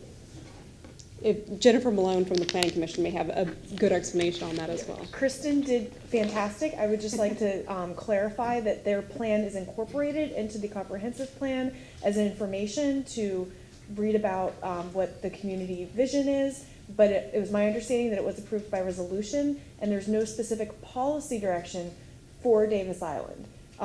The Seminole Heights has very specific policy direction for that area of the city in the plan, and that is not the case in Davis Island. But again, it isn't an urban village, and we have specific policy direction for our urban villages, and those are included in the report. Thank you. Next, please, sir. Okay. Okay, good evening. My name is Don Green. I live at 62 Columbia Drive, next to Ward Viator, with my wife Nell, a Tampa native. Raise your hand, Nell. Robinson High School. I could have gone there, except at the time it would have been a long commute from Brooklyn. I'm a published historian. I taught at HCC Ybor for many years, which is why I wanted to speak tonight and perhaps take a slightly different perspective on this situation. Where possible, I like to view things from a historical perspective. How does a particular development of any kind fit in within a historical trend? Strange as it may seem, what I see in this project at 85 Davis is an issue we hear a lot about these days. That is about the 1% getting more of the goodies than the rest of us, and often at our expense. And that is how I see this project. I believe if this variance is approved by the city of Tampa, which is after all a middle-class town, the rich would triumph again, only this time with the help of the city council. Granted, these people own the property. It's private property, and I am an avowed capitalist. It's a perfectly fine building the way it is now, with lots of grass and open space and great for working people. If they want to tear down and replace it with a building for the rich, that is their right. But it should be within the current established code of height and setbacks that is appropriate for the neighborhood. We don't want a Home Depot. We want a wedding cake if they want to develop that property within the established code. But like the 1% who are accumulating most of the wealth, that is not good enough for these people. They want the city of Tampa to allow them to create a massive, incredible hulk that would loom over nearby homes and that would be detrimental to neighborhood values and aesthetics while they profit. And they want you to collude with them in this project. And most definitely, there is no hardship here. So we ask you to please reject their proposal. Thank you. Thank you, sir. Next, please.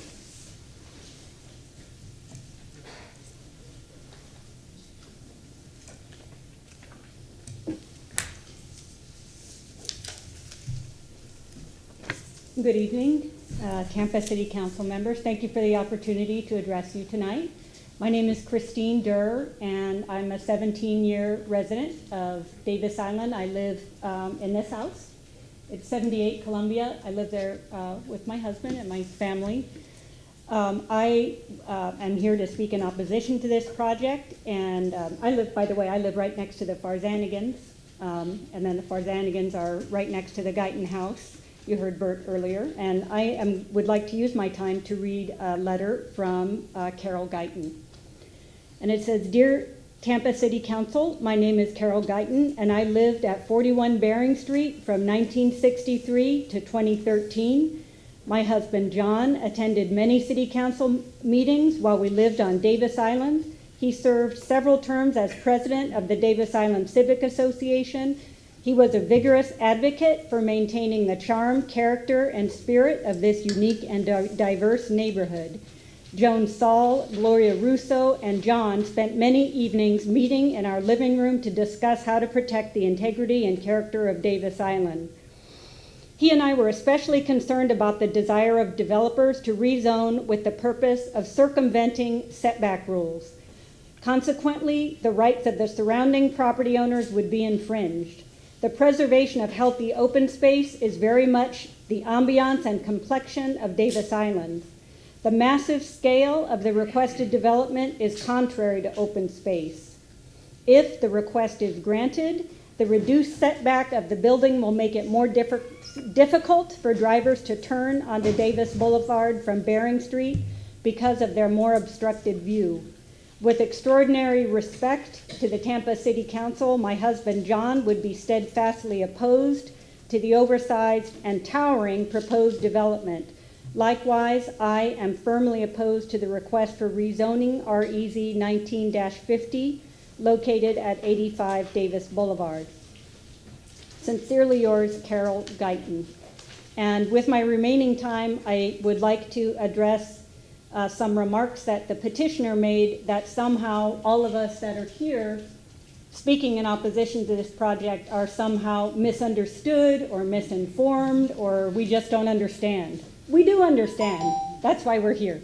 Thank you very much. Question. Thank you. Councilman Dingfelder. Mr. Yes. Could you put that picture of your house back up for one Yes. second? And This is 78 Columbia. wait a second. Oh, sorry. It's got to have focus. Okay. And where are you in relationship to the proposed project? So this is 78 Columbia, right, I'll put it right here. Immediately next door is the Farzanigans, and the Farzanigans and the Guyton house, where Bert and Dean live, is this whole structure is going to be, if it's approved, this gigantic thing is going to be right here. So the project. I'm within 250 feet Yeah, of the but the project. project is sort of catty-corner to Yes. the rear of your property. Yes, and then right in front of this house is the park that's between the garden club and the tennis court. Okay. In looking at their elevations and the mass of the proposed project, and I believe you're an attorney, as I recall. Yes. Do you have any information, factual information, as related to those? I was pointing out those terraces that are shown on the elevations, how they would interact with your backyard. Well, I have concern that the privacy of our backyard is going to be impacted by the terraces and the entire project. And looking at the massing studies that our neighbor, Mr. Vador, prepared, it appears that we are going to be severely impacted, and we're less than 250 feet from the project. Thank you very much. Thank you. Thank you very much, ma'am. Next, please.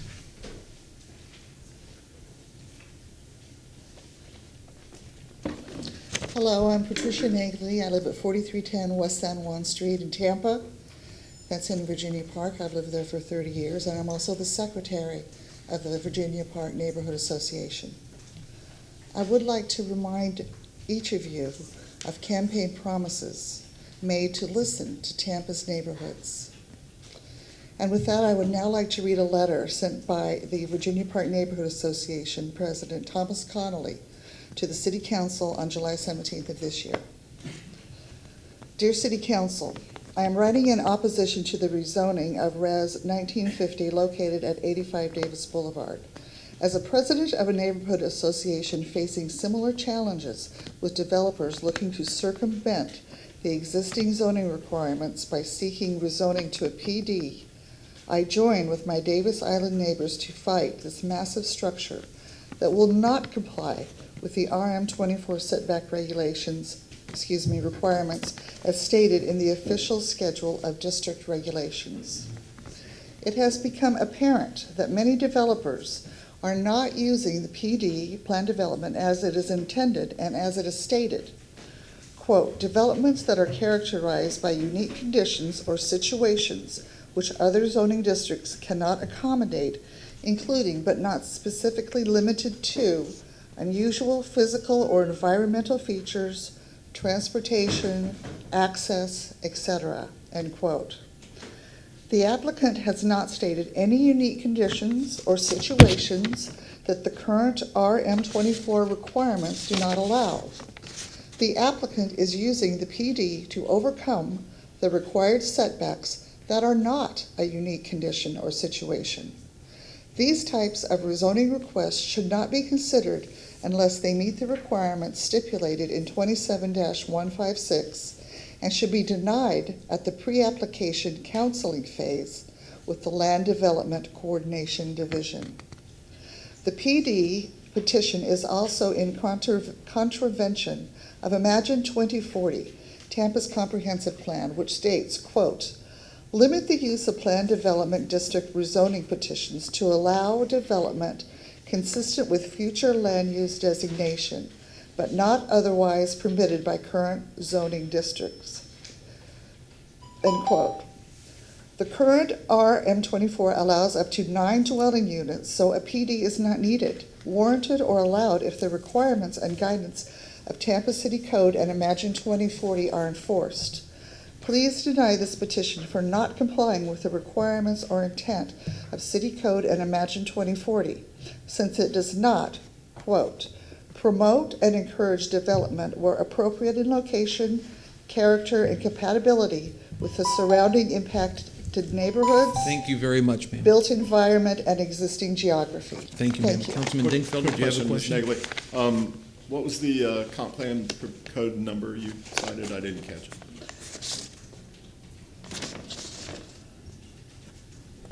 I cited the city code of, I'm sorry. It was right toward the end of your. Yeah, 27-156. 156? Thank you. Thank you very much, ma'am. Next, please.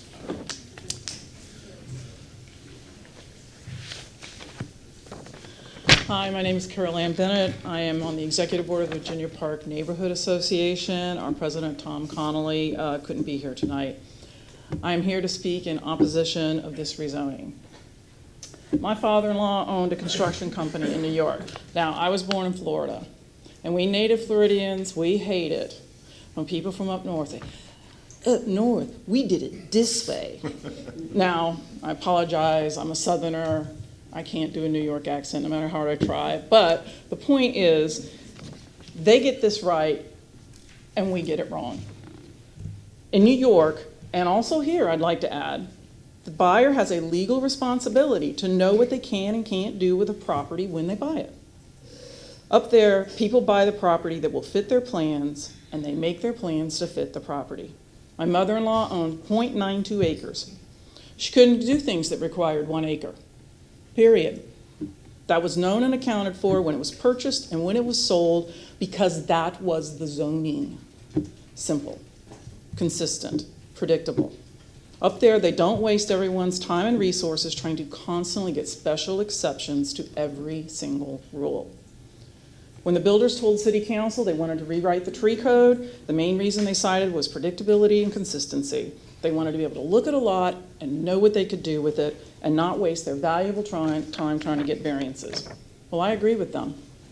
All of this leniency and subjectivity and special consideration and constant exceptions waste everybody's time and resources, especially the cities.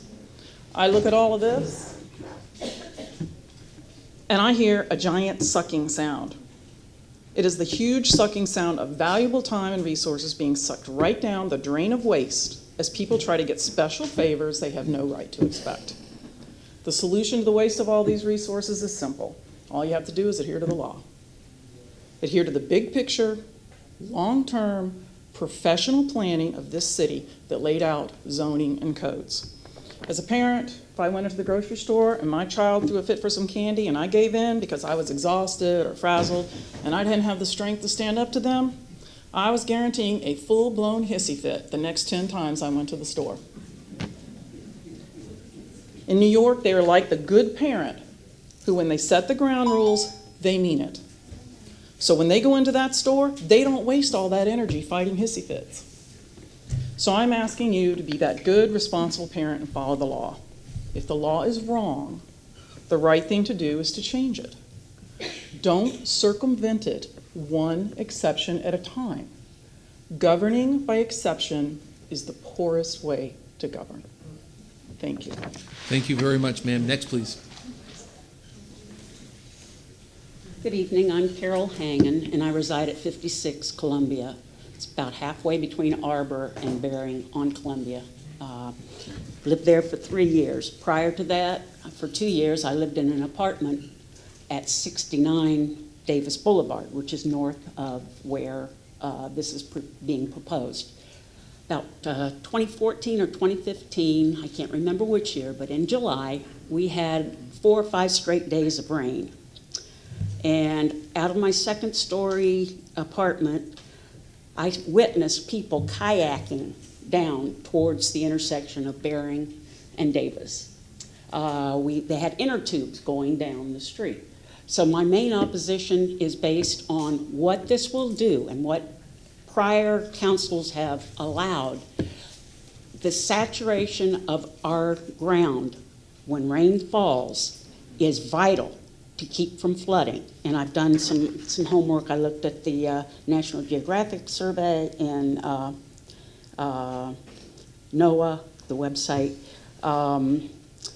Additionally, I received a letter in 2017 from FEMA advising me that my flood insurance costs did not accurately reflect the risk of my homes being flooded, and that my rate for flood insurance will be increased by between 5 and 18% per year until the property's true risk of flood damage is met.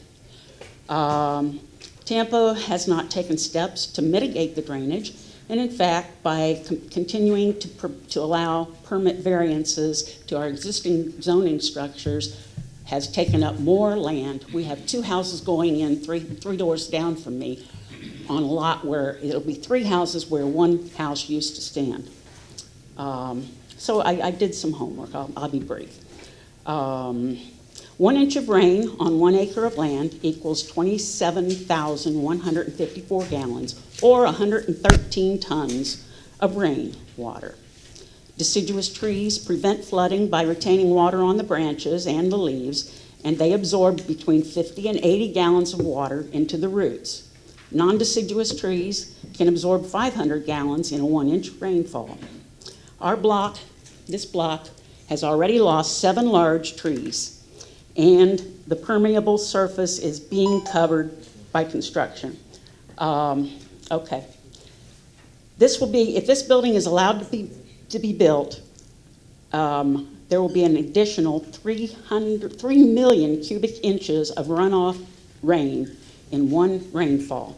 Anyone who's gone down Columbia knows that there are standing puddles already between the corner of Bering and up about 5 houses.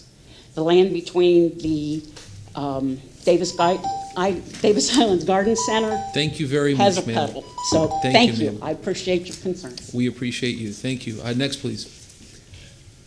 Thank you. You can see the end from here. My name is Kathy Forzan again, and my husband Fred and I have owned our home adjacent to the subject property for 32 years. We are within the 250-foot radius and therefore have standing. We're proud that our home, one of the first 5 built on Davis Islands, has received an award from the National Trust for Historic Preservation. And as you heard from Bert, we have hosted the Florida National Trust for Historic Preservation during their annual conference in both of our houses because they felt that they were so representative of the best examples of preservation in the area. When we bought our home, we recognized that development would occur on the block behind us. We reviewed the code with our realtor and made the decision to buy with the full expectation that we were protected by the zoning and by the Tampa Comprehensive Plan, which carefully outlines development standards. As each of you know better than anyone, there is a real concern in our neighborhoods that the rights of homeowners are being eroded by developers' short-term profits in their desire to squeeze as much square footage as they can on lots that were never envisioned for that scale. Also, neither the owner nor the developer had the courtesy to reach out to those of us directly and significantly impacted by this rezoning to discuss the issue. I've attended enough of these hearings to know that council expects developers to work with the neighbors. Instead, this process has been compromised by using this hearing as a mechanism to force a vote on an issue that dramatically impacts our lives. What's the hurry? Why isn't there a requirement that residents and homeowners be engaged in the process before you are asked to arbitrate? I was going to show you the picture, but you took it, Mr. Builder. But that was my house that was juxtaposed to the 58-foot structure. All privacy is lost to us. That's within 20 feet of our house. Our home's value is no doubt diminished, and all because the owner and developer wish to maximize profits. The owner has every right to build a new structure that conforms with the code. It will be larger than what is there now. That's understood. What I can understand is that the city would allow this circumvention of the Tampa Comprehensive Plan policy. It stands in stark contrast to the Davis Island Community Plan. I also just want to give a shout out to Mary, because she's fielded so many calls and she's been so gracious, and I really appreciate that. Thank you. Thank you. Councilman Dingfelder. Ms. Farzana? Yes.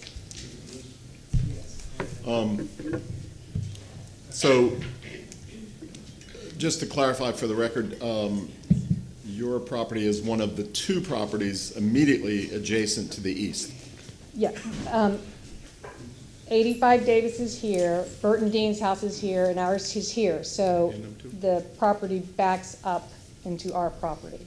Okay, and Significantly. I have Mr. Shelby's coming around to put the photograph up on the Elmo.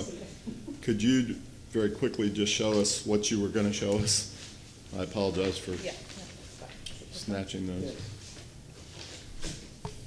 So this is obviously photoshopped, but this is our home and approximately the distance that the new structure would be from our backyard. So you can see. So that's been photoshopped. Hold that there. Hold that there. That's been photoshopped. That's actually the. This is the existing 91 Davis, so the height is the same. Right. So that's just a representation. Yes, sir. of the mass. Yes. And the height overlooking your backyard. And the implications for our privacy. Okay. And those terraces that are on the back of that one are somewhat indicative of the elevations that have been shown by the developer for this one? Yes. And, you know, the interesting thing is I talked with a structural engineer about this, and they said that the drawings didn't really accurately reflect the cantilevered status of the, I'm not an expert, but he just said it was a line, but it didn't show the balconies and with their true impact. The cantilevered balconies that Correct. That are showing up on the elevations. And just from you and the folks in the Guyton home are the two most impacted. So from your perspective, what's the harm? When 91 Davis was built, the understanding was that block north of us was always intended to be multifamily. That was the intention. It's going to be, that block in front of the marina is going to be developed. It's a beautiful block for development. Our block is very different. The front of Columbia Drive is all single-family homes, and 6 of them are historic homes. And so to suggest that structure means this structure ought to be supported, to me, is absolutely incorrect. And actually, you and Councilman Miranda were helpful to our block when Villa Venencia was built, because that was held at 40 feet. And so even though it was big, and you not only held it at 40 feet, but you required the developer to break up the mass. So it's different buildings now. And so we've been able to plant foliage and do a very good job of screening. This is 18 feet higher than that. So. Well, thank you very much. Thank you very much, ma'am. Next, please. And I want to confirm that this next gentleman coming up is the last speaker. Anyone else? Okay, go ahead, Mr. Chairman, sir. may I just inquire, this was given to council and put into the record, but for the purposes of the record, who is it, the person who provided these photographs? And you are the first speaker, sir, and your name is? Bert Mulford. Bert Mulford. Thank you. Thank you, Mr. Chairman. Mr. Shelby, will you write Mulford on that exhibit for photographs for the, how do you spell it? Thank you. I have a waiver form for 3 speakers. I will endeavor not to use it.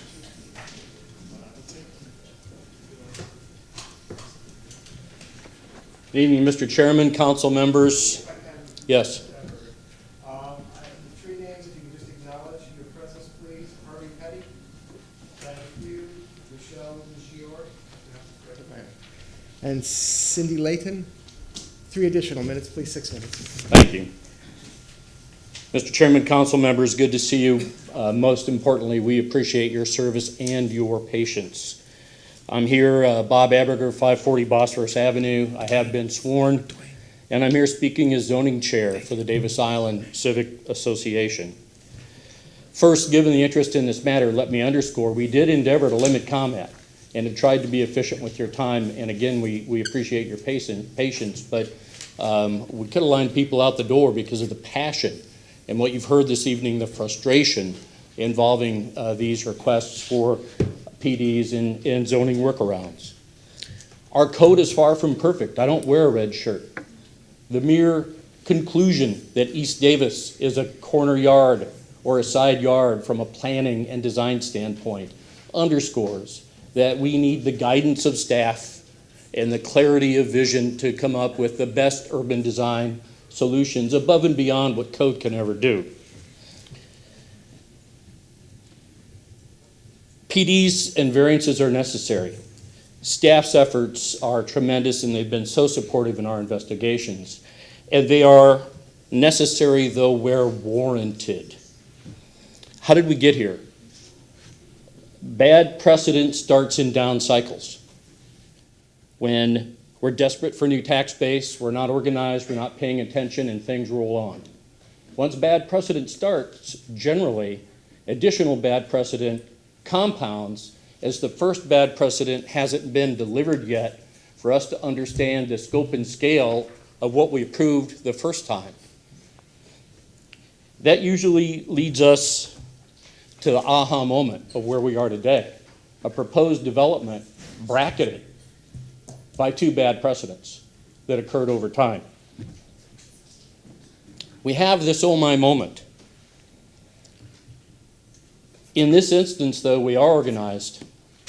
Everyone is paying attention, and we are uniquely and desperately looking to you for your guidance to change this course of action.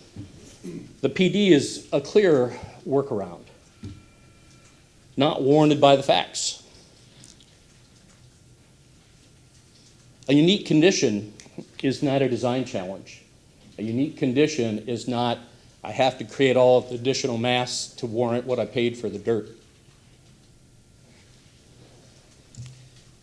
There are many details here that warrant denial, and I'm proud of everyone that spoke this evening and the passion and the specifics that they brought to the table.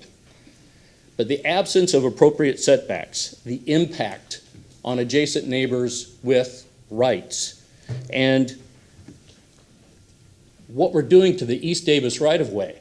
How long did we battle to try and come up with a design for East Davis roadway improvements? At every intersection, it was, we don't have enough right-of-way. Once you give it up, you never give it back. And the determination that East Davis is a side yard and warrants being right up against the sidewalk. You know, when we moved towards significant densification with the SPP development downtown, what did we do? We went beyond code for setback. We went beyond code for pedestrian safety and safe and complete streets to make sure that those corridors worked in an urban environment. And guess what? We also did it in an urban setting.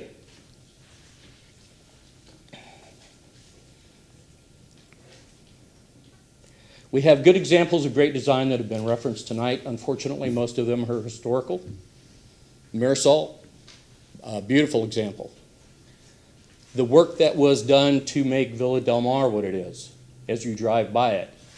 There's front yards, there's foliage, there's trees. If you looked at this site plan, it's pretty barren. It's right up against East Davis on the one frontage, and on the back, it's leering at our neighbors with increased traffic on either side impacting those neighbors. You are our last hope to change this dynamic. We need to guide staff who do a wonderful job to promote raising the bar on common sense urban design. Only through you will staff be the guardians of our neighborhoods as opposed to the champions of development. This one seems pretty straightforward, complex as it is. There is no public purpose. There is no unique condition that warrants this PD, just bad historical precedent that staff referenced and relied on in their report. Please take the lead, set a new precedent, and deny this request. Thank you, sir. Councilman Carlson, or Dingfelder, then Councilman Carlson. Just quickly, Mr. Aberger, other than being a fine sailor, do you have any other credentials to tell us about? I would humbly consider myself a master commercial developer. I led Trammell Crow Company for 20 years for the state of Florida and throughout the Southeast. I've developed over $1 billion worth of commercial real estate, over 20 million square feet, before leaving and joining Mr. Vinnick's venture, which I led for 4 years through the assemblage and master planning. I'm a commercial broker, a mortgage broker, and a lead AP. Thanks, sir. Councilman Carlson. Yeah, that was my first question. My second question, and legal stop me if I can't ask this, but you are the zoning chair for the neighborhood association, and you help organize the testimony tonight. And I think because of your background, you also know what we need to hear or what we're able to use from what was said tonight. But what would be your quick summary of the competent substantial evidence that you all presented tonight?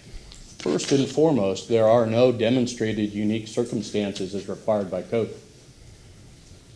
That to me is compelling on its face and alone by its face. Second is, as you heard this evening, the inconsistency, if you will, with the Davis Island plan. I understand the limitations of how it's embraced in the comprehensive plan, but and thirdly, and perhaps most importantly, is the clear negative impact on existing ownership property rights.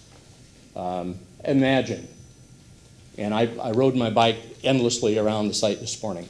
Imagine being next door to that and thinking of trying to barbecue in the backyard with 3 tiers of terraces staring down through your backyard window.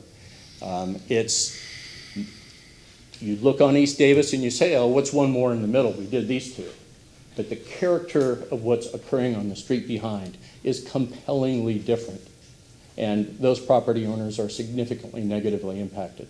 Plus, it's poor urban design. You're giving up East Davis right-of-way that we should never surrender.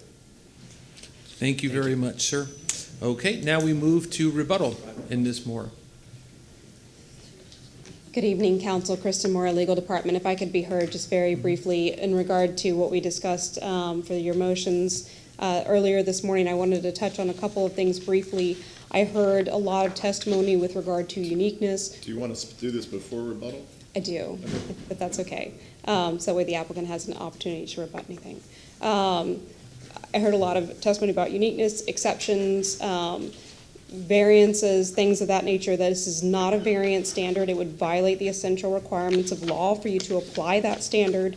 The standard that you must apply is whether or not the applicant has demonstrated that they are consistent with the comprehensive plan. If they have met that burden, then you have to look for other testimony in the record about damage to the public health, safety, or general welfare. Again, your standard is competent, substantial evidence, and in addition, we have in our code our provisions regarding the purpose of a plan development district that is relevant, and that is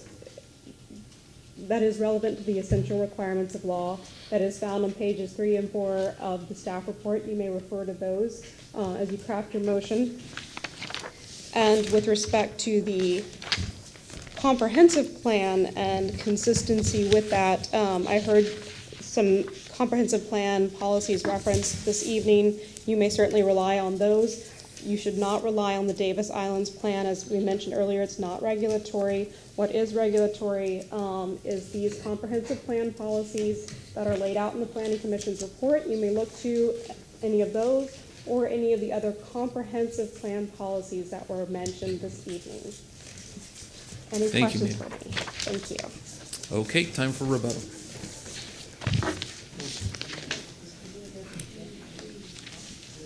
Mr. Chairman, may I have some extra time on rebuttal? I'm sorry, what, sir? May I have some extra time on rebuttal? How much would you like, sir? 3 extra minutes. I'm fine with that. Go ahead. I want to begin by reading a finding in the Planning Commission's report on page 4. The proposed rezoning would allow consideration of a maximum of 6 dwelling units on the subject site at an overall density of 15 units per acre, which is consistent with the residential 35, which is 35 units per acre use designation. The PD will be in similar form, height, and scale of surrounding residential uses found along Davis Boulevard. This proposal will not alter the character of development pattern of Davis Island's urban village. We're RM24. The neighborhood opposition is an RS60 zoning district. The toughest rezoning you'll ever do is a rezoning that comes against a changing district. So we have a changing district. In the RM24 code, bearing as the front yard, 25 feet, there's no changing it. The Davis Boulevard side is 7 feet, and the other side that's been talked about all evening is 7 feet, 30 feet up. A single-family home is a 35 foot of height. So you're getting a single-family home at 30 feet.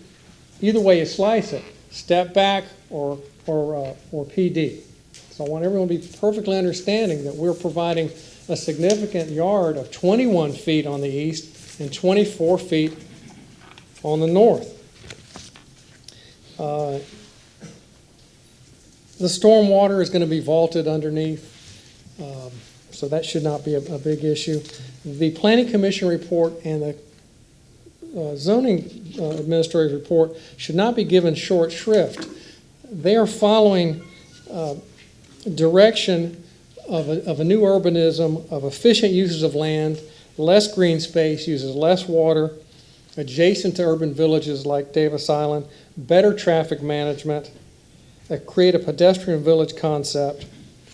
And how do you all do that? You have to do that through a PD rezoning to make the project as efficient as possible, especially with a 25-foot front yard on Bering Street.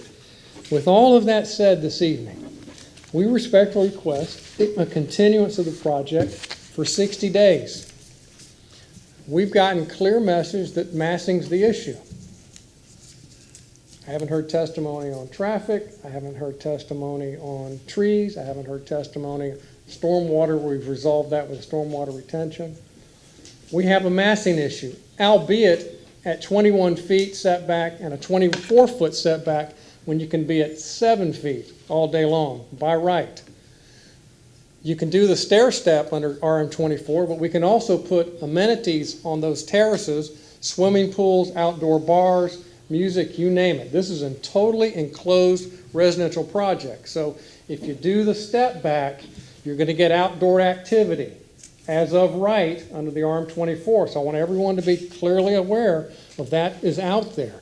We want to take some time. Mike wants to get the drawing board out. We can do some more revisions and do some more elevations, and I respectfully request that continuance so we can address the massing issue and come back to you in 30 days.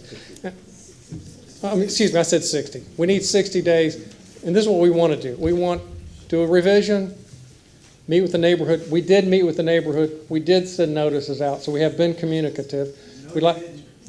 Let me. I met with Mr. Abler. I met with Mr. Abler. Let's turn off the timer for Mr. Grandolph. I would ask everyone to please remain silent while Mr. Grandolph speaks. He was kind enough to be silent while y'all spoke, and I would ask everybody to have the same courtesy. Go I ahead, posted sir. the property for 30 days. I mailed notices to all required folks within 250 feet. I met with Mr. Aberger and Ms. Zommerman and my client Maria Colfer at the tennis court. So we did meet with representatives of DECA. We'll meet with them again. Come one, come all. We'd like to do another site plan and bring it to them, and then that would probably require another meeting with Mary's staff, and then within that time frame, I think it'd take about 60 days. I'd like to leave you with one anecdote to consider as part of my request. D.P. Davis designed Davis Island without a zoning code. So think about that. I'd like 60 days, please. Thank you very much, sir. Any questions from council? Councilman Goods. Well, Mr. Grano, that was in my mind to kind of put that out there for you, but being the smart attorney you are, I'd like to thank you for asking that. I think that's very noble. I think the residents of Davis Island, they should be very appreciative of that, being that the new laws have changed and we're under a different type of guidelines and scrutiny right now, with the laws applied now, dealing with these issues. So I want to commend you for putting that out there and extending the olive branch. Thank you. Anyone else from council? Anyone? Councilman Dingfelder and Carlson, whichever.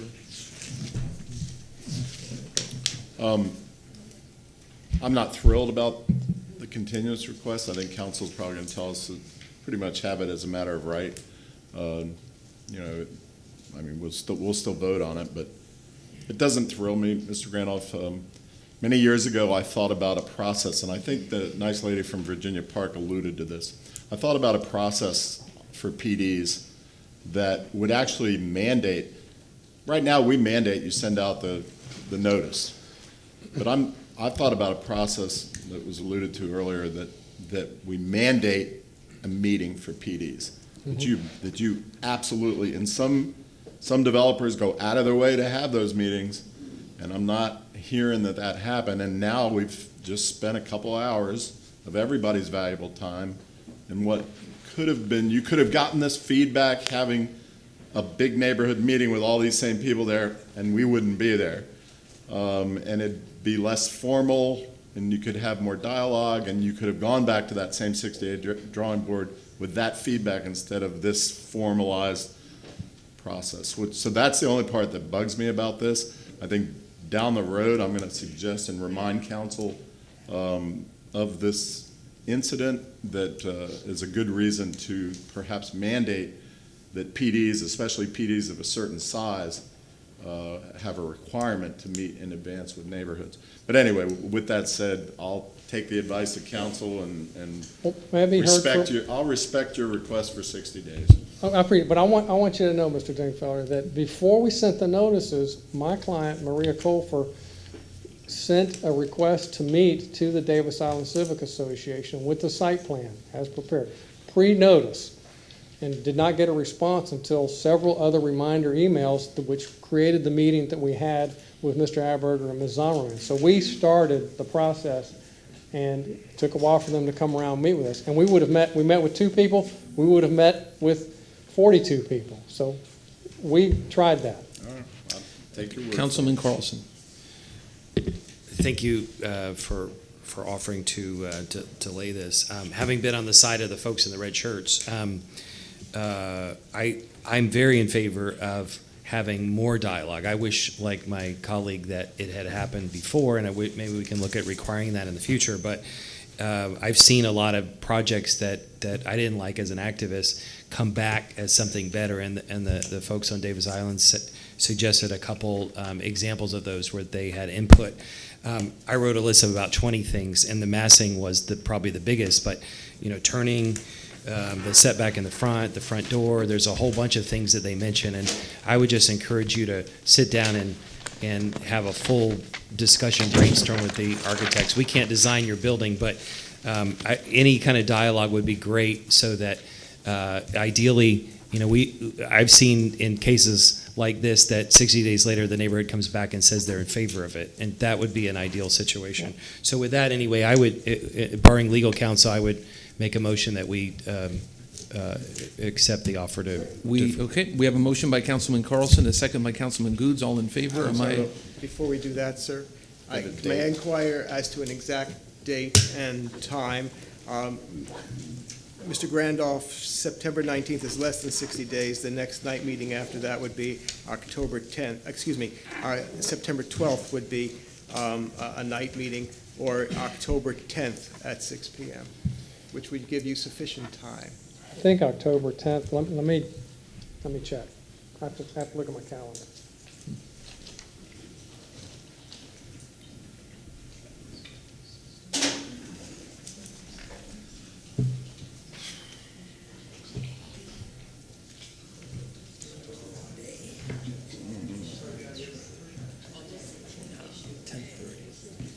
I have a meeting at 8 a.m., by the way.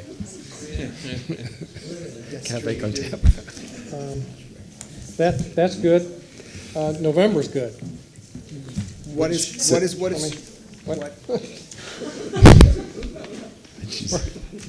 I'm sorry.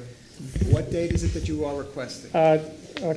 October 10 is certainly good, and we would be available at another date after that that may be consistent with Ms. Samiego's calendar. Is that date, October 10th, good with staff? I apologize. Our agendas are extremely full. October 10th, I think, is more than enough time to hear Okay. this and get this Great. going. Okay, so we have a motion by Councilman Carlson for the aforementioned date, a second by, If I can just articulate it again for the purposes, there will be no, just for the purposes of the public, and Mr. Grandoff, Yes. just for the purposes of the public, there will be no additional notice sent out regarding this date of continuance, so please make note of it, that the motion is to grant the request for the date of October 10th, 2019, at 6 p.m., Mr. Chairman. okay, we have the motion by Councilman Carlson, second by Councilman Goods. All in favor? Aye. Any opposed? Okay, thank you very much. Thank you for your time this evening. Yes, sir, thank you. Now we move onward to item number 1. Mr. Chairman. Yes, sir. Yeah, no. Do any of y'all need 5 minutes? Do you guys? 5? Okay, you know what? We're going to take a 5-minute recess. We'll be back at about 8:15.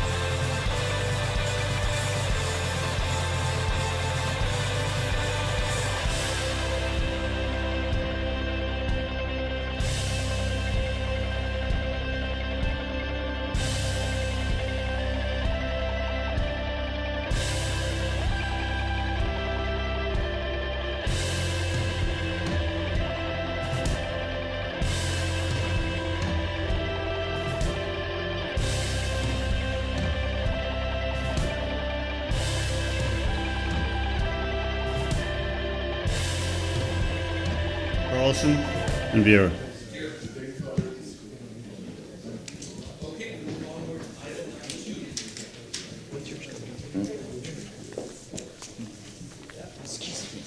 Sorry. Hi, Mary Samaniego. Item number 2 is REZ 1943. It's a rezoning request for the property at 2012 North 59th Street from RS50 to UCI Commercial Intensive. Jennifer Malone with your Planning Commission staff. This is located in the Central Tampa Planning District, Level D Evacuation Zone. Heart Route 15 and 8 serve the subject site. I'm going to show an aerial. We're east of Broadway. South of East Broadway, excuse me. So south of East Broadway at North 59th Street. This is a pretty intensive corridor. We have some truck repair operations going on right here along Broadway Avenue. We have more truck storage down to the south. It's a pretty intense part of the city. So, and that is reflected on the future land use map. So the future land use of the subject site is transitional use 24. That is this pinkish salmon color. To the south is along North 59th Street. This is light industrial. The transitional use 24 is a unique land use category in that it allows areas, it was primarily placed in areas of the city that developed prior to planning and zoning. So it can allow everything from some industrial uses under the zoning code to single family detached homes. So in this area, staff usually takes a look at what's around it, how it's transitioning, what would be compatible in our analysis. So we did find that this was consistent based on the surrounding development pattern. It is a Euclidean rezoning request to that commercial intensive future land zoning district, and we did find that this would be compatible with the surrounding area based on the uses, those intensive uses right along East Broadway Avenue. And that concludes my presentation. Thank you. Mary Samaniego, Land Development Coordination. Here's a zoning map of the subject properties in green. As you can see on Broadway Avenue, it is already commercial intensive within these boundaries. This is industrial general further to the east, and then a large area of industrial general to the west, and then it continues on actually south of the property on the north and south side of 10th Street. And then there's a remaining pocket of single family in the RS60 and the RS50 zoning district. The subject property is currently zoned RS50, and again, reminder, they're requesting to go to commercial intensive. Here is the single family house on the subject property. If this rezoning is approved to commercial intensive, this house will become a non-conforming use and structure. Here's the second part of the subject property. This is to the north on the commercial intensive zone property. To the south, some warehousing use and a single family house. Now across the street, we're going to be looking at all of these developments. A series of single family houses.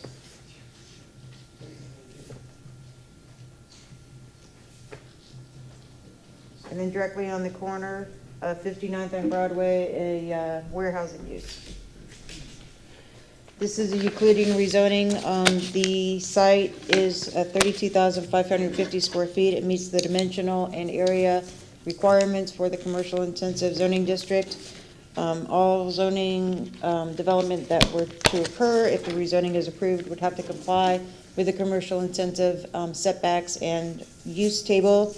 I provided the commercial intensive permitted uses in your staff report for review. There's no site plan review, nor are there any waivers.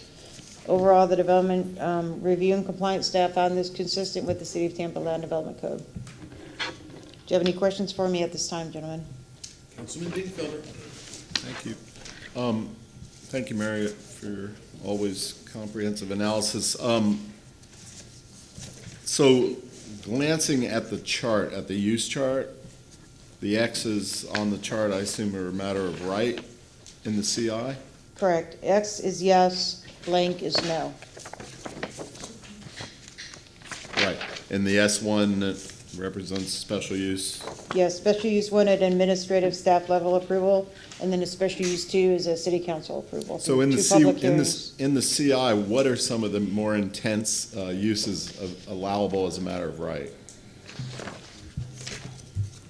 Well, if we review our table, a clinic would be a matter of right use, a college would be a matter of right use, a large-scale daycare facility, Looks like you can have a craft distillery. hospital, A cigar factory.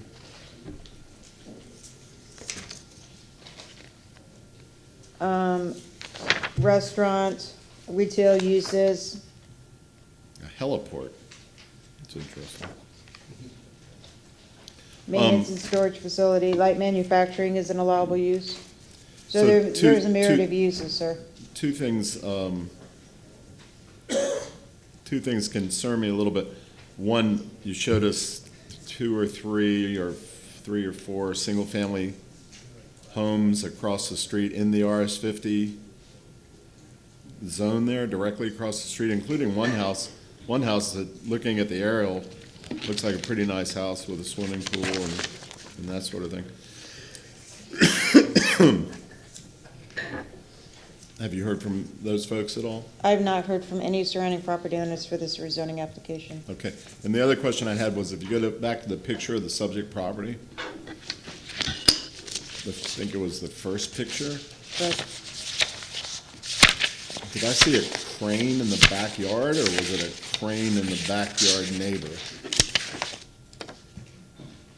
this is the subject property. Can you see it?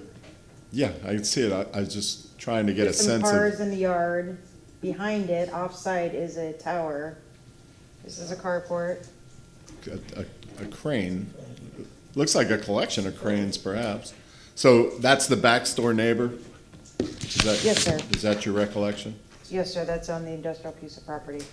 So that's IG right there. All That's- right, thank you. That's further back. Okay, thank you very much. The applicant's here for item number 2. Come in, sir.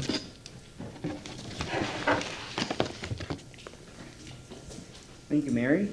Esteemed council, my name's Oscar Raggio. I'm the property owner, and I also own the property right next door at the corner of Broadway and 59th Street. We've been in that corner since 2005. We bought the property at 5817 East Broadway maybe 5 or 6 years ago. What we're really looking to do is expand our existing business into this new lot that we purchased 4 or 5 years ago as well. We have a semi-truck operation. You know, they're about 70, 75, 80 feet long. They take some space to turn. My current space that I've got is 3/4 of an acre. You know, you put 2 or 3 trucks in there and it's already a little hard to turn. I just want a little bit more space to have, you know, be able to put my stuff there. I'm not looking to start a new restaurant or a daycare, just, you know, additional parking for my existing business. You know, if you look at the map, the existing area is very heavily commercial on the same street. I own the corner lot. On the very far corner is another trucking company. There wouldn't be any additional traffic that isn't already going on. You know, behind me is commercial, in front of me is commercial. Across the street is a tractor supply company that sells parts for, you know, diesel equipment and stuff like that. I feel like this application is pretty consistent with what the area supports. And, you know, we've been there for a long time, since 2005. We've never had any complaints from any of the neighbors, any noise complaints or anything of the sort. You know, we've, you know, always done the best that we can to comply with what we can. And that's the reason I'm trying to do this rezoning application. I think that's all I have to say. Thank you very much, sir. Appreciate it. Okay, anyone here from the public here to comment on item number 2? The motion to close by Councilman Miranda, second by Councilman Maniscalco. All in favor? Any opposed? Councilman Carlson, you feel comfortable, sir, taking item number 2?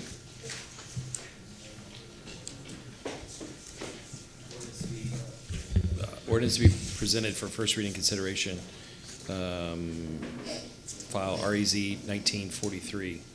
An ordinance rezoning property in the general vicinity of 2012 North 59th Street in the city of Tampa, Florida, and more particularly described in Section 1 from zoning district classification RS 50 residential single family to CI commercial intensive, providing an effective date. We have a motion by Councilman Carlson, a second by Councilman Miranda. All in favor? Question. Councilman Dingfelder. Just a friendly friendly amendment perhaps to the motion based upon our little education this morning. At the top of the page, under approvals of Euclidean rezonings. Anyway, I would suggest that the petitioner has met its burden of proof to provide competent substantial evidence that the rezoning is consistent with the comprehensive plan, specifically that the new zoning category is consistent, compatible with the surrounding area based upon the facts of staff report and the presentation we heard from the petitioner. Okay, and I assume you accept that? Yes. Okay, we have a motion on the floor. All in favor? Any opposed? Okay, thank you. Motion Okay. carried with Citro being absent. Second reading and adoption to be held on July 18th, 2019. We move now to item number 3. 9:30. Excuse me, sir. When was the second reading? No.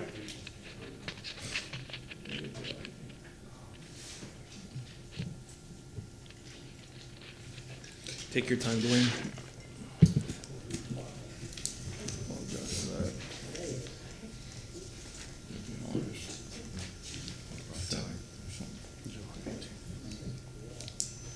Maybe.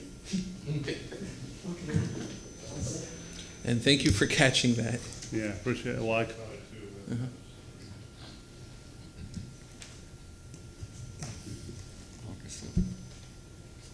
That's too soon.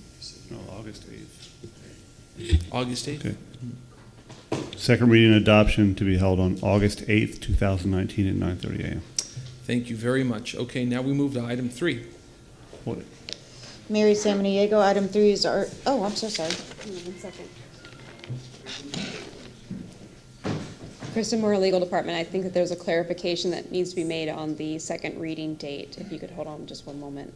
Okay. Dwayne, did you read the wrong one, or? A correction to that date. Second reading and adoption to be held on August 22nd, 2019 at 9:30 a.m. Thank you for that. No worries, Dwayne. God knows we all make mistakes. Thank you. Okay, we move next to item number 3. Mary Samaniego, item number 3 is REZ 1944. It's a rezoning request for the property at 4311 West Fig Street from RS50 to RM18. Jennifer Malone with your Planning Commission staff. This is located in the West Shore Planning District. Evacuation Zone B, Hart Route 30 serves the subject site. Charles B. Williams Park is located about 1 block east of the subject site. I'll show an aerial. Kennedy Boulevard is located to the south, and I have the interstate to the north of the subject site. This is Fig and North Hubert. This is the Adagio multifamily development. I also have more multifamily to the south. There's a scattering of some single-family homes, but this is generally transitioning, very transitional area of the city. More towards a multifamily development pattern, which is reflected in the future land use. The future land use is residential 20. That is a transitional category. We seek that category in areas to provide a transition of residential density, and then I have residential 35 to the south, which is a little bit more intense. So we did find this consistent with the comprehensive plan. This zoning category is comparable and compatible with the surrounding uses, and is a Euclidean request, and we did find it consistent with the policies, also on encouraging more multifamily development in the city of Tampa. That concludes my presentation.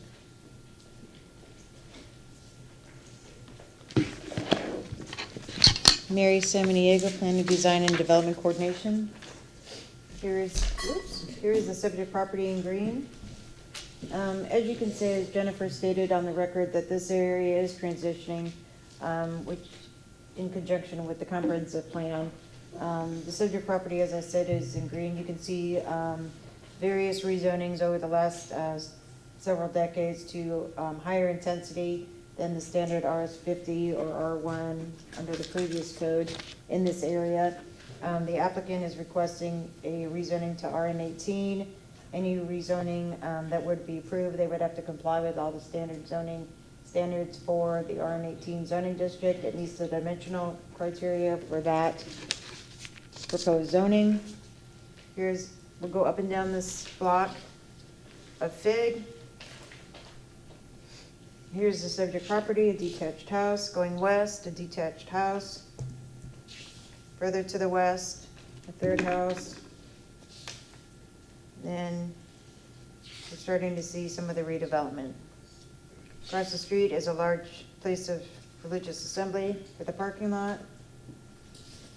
Single-family house. Apartment building.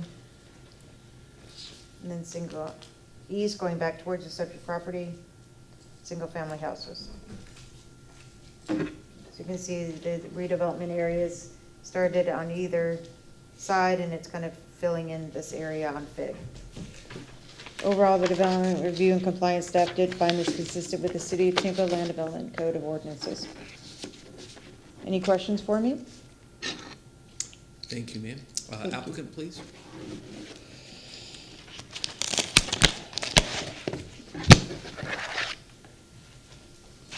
Good evening, Council. Steve Michelini. We're requesting that this go from an RS50 to RM18. As the staff has pointed out from both the Planning Commission and the city zoning staff, that they found this to be consistent with their rules, guidelines, policies, and objectives. This is a residential 20, which is anticipated to have higher density. It's been transitioning toward a more dense development area for quite some time.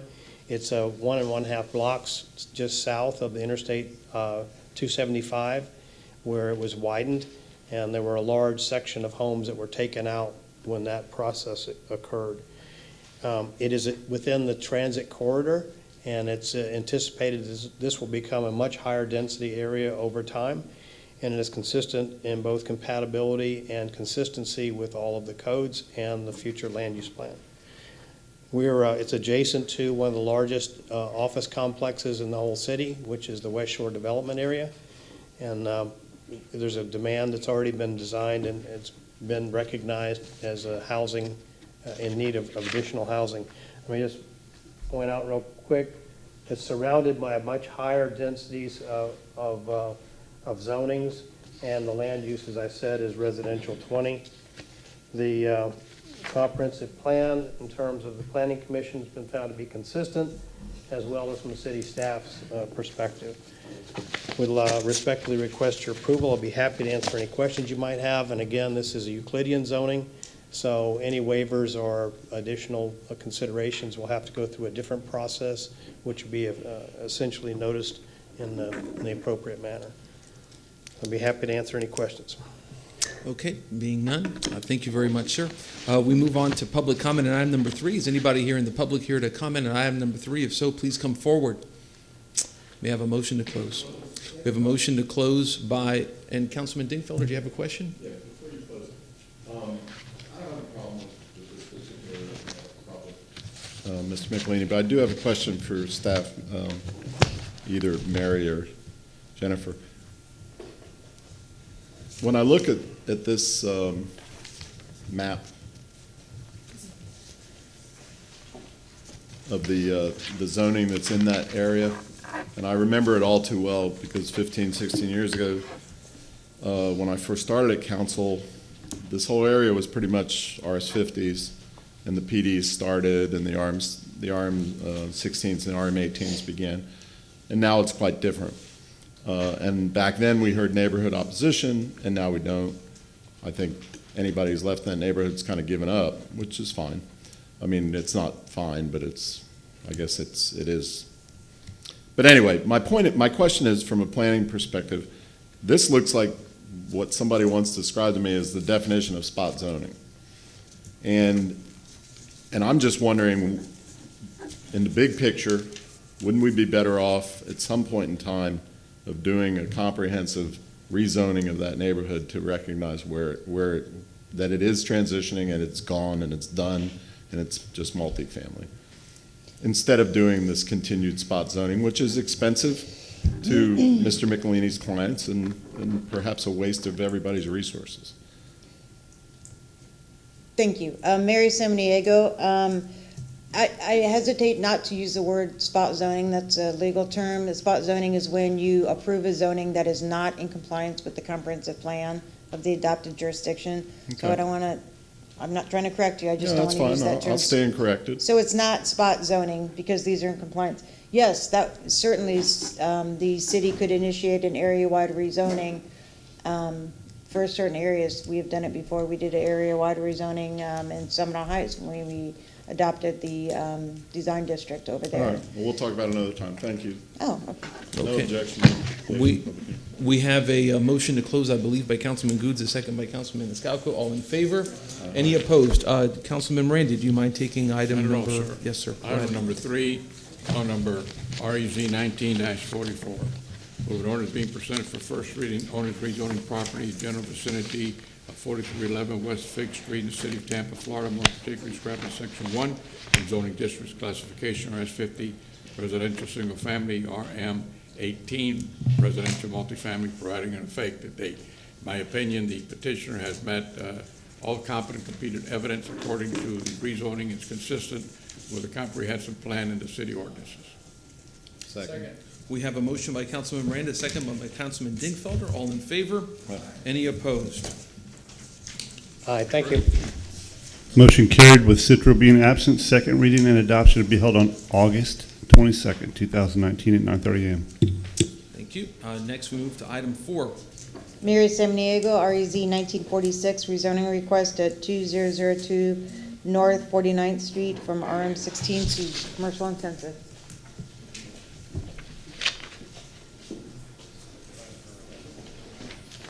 Jennifer Malone with your Planning Commission staff. This is in the Central Tampa Planning District, Evacuation Zone E. Part Route 8 serves the subject site, and that provides connections from the subject site to downtown Tampa and the Brandon area. We're back on East Broadway Avenue, just to the north, along North 49th Street. Making sure I have the right map.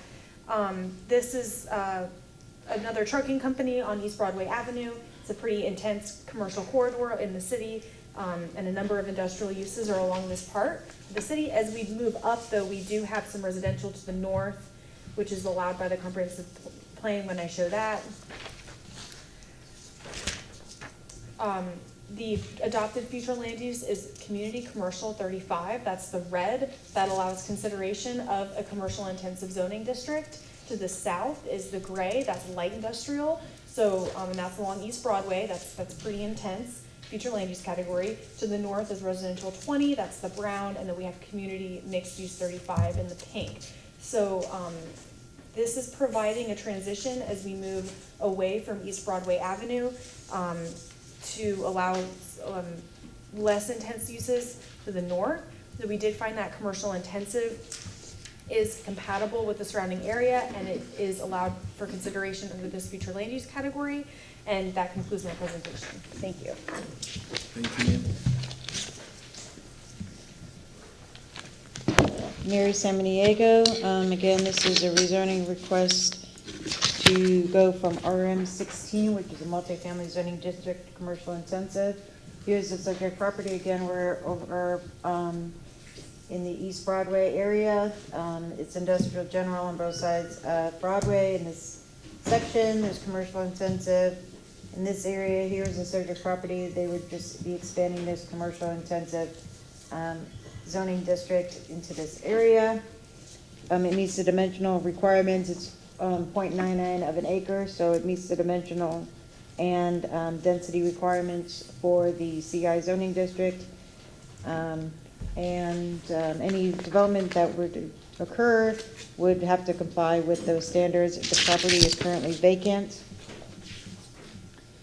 Here's 2 shots of the subject property taken from 49th.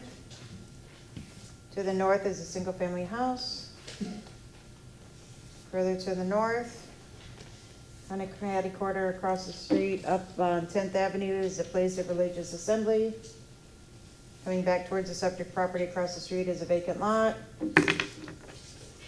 and some single-family houses. The Development Review and Compliance staff did find this consistent with the City of Tampa Land Development Code of Ordinances. Are there any questions for me? Okay, thank you, ma'am. Applicant for number 4, please. Item number 4.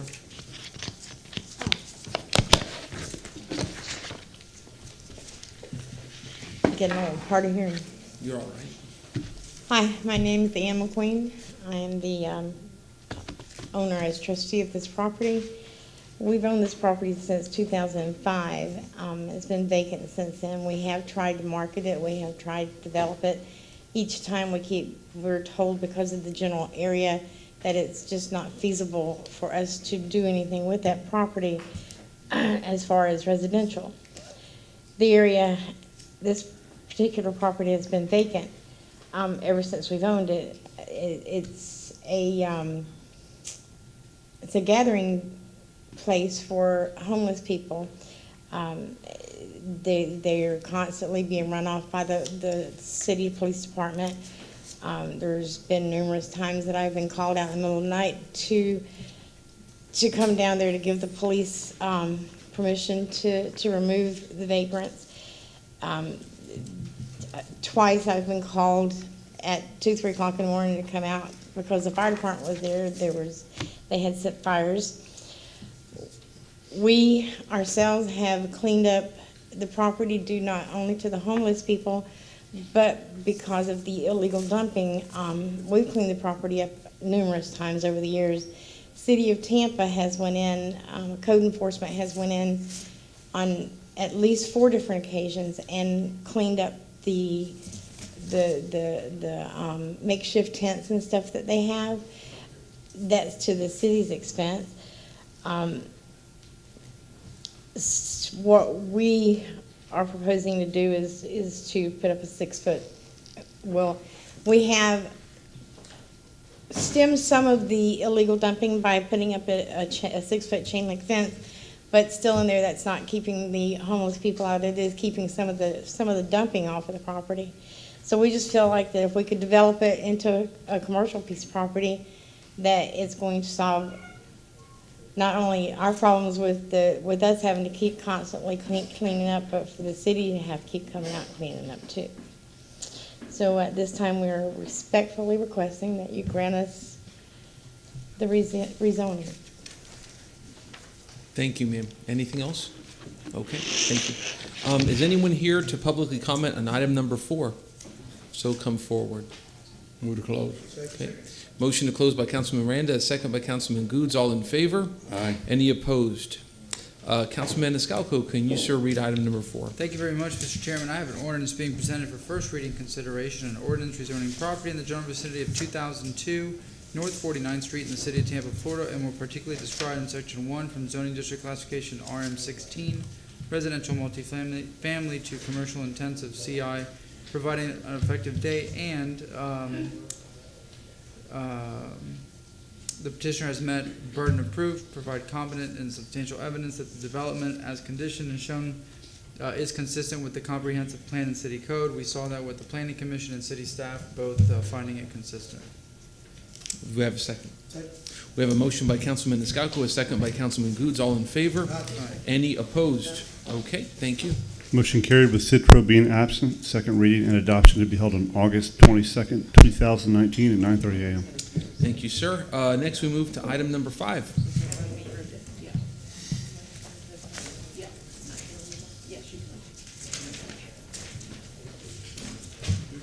I'm so sorry, I was talking to the previous applicant, explaining the process to her.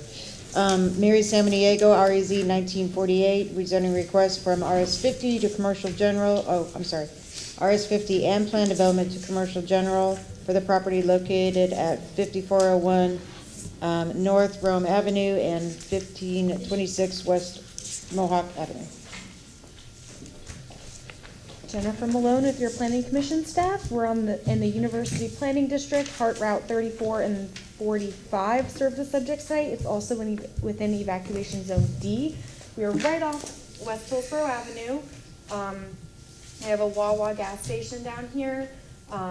This is the river is out of frame, but if you just keep on going just a little bit, you'll hit the Hillsborough River. We have commercial uses along West Hillsborough Avenue, and then as we move north away from Hillsborough, they do transition to these residential uses. Oh, and then this is a church to the south. The future land use is community mixed use 35. That's the pink. I have community commercial 35 in the red. This is residential 20, and then residential 10 to the north. It's that orange color. We did find this consistent with the comprehensive plan. The future land use in community mixed use 35 allows commercial general uses, and we did find that this would be compatible infill development in an area that is planned for these types of uses. And since it is a Euclidean request, we just ask that, and we understand that the applicant will meet all the code requirements. Thank you. Thank you, ma'am. Next, please. Mary Samaniego for the record. Here is the subject property in green and the surrounding area. As you can see, the subject property is currently, the majority of which is zone plan development. This is a plan development that was approved in 1995, Z9538, for vehicle repair and single-family residential uses. That plan was developed. The applicant is now wanting to redevelop the entire site under the CG zoning district. So the existing zoning that would be removed is the plan development, and then there's a small strip of RS50 in this location. Here's the subject property, backs up to Mohawk. We have a warehouse use to the east.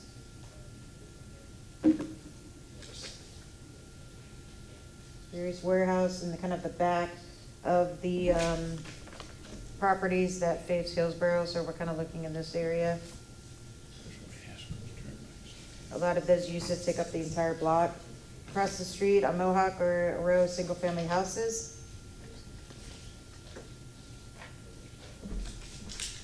Again, any development that was to occur on this commercial general zoning district would have to comply with all standard zoning districts, including setbacks and buffering requirements from those single-family houses across the street.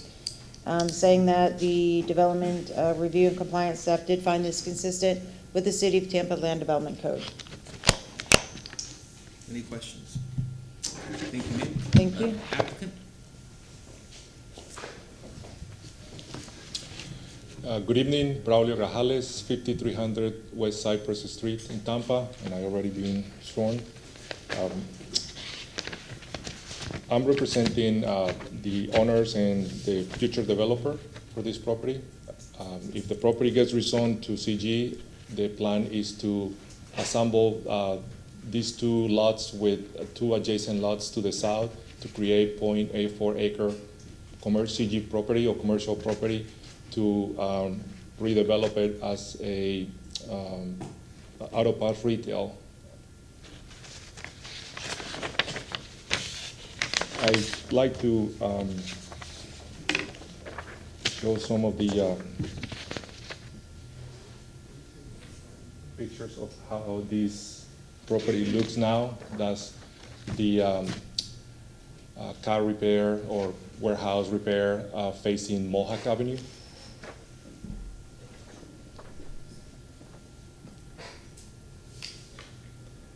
This is This is the building facade of the existing current building along Rome Avenue. This picture was taken facing south.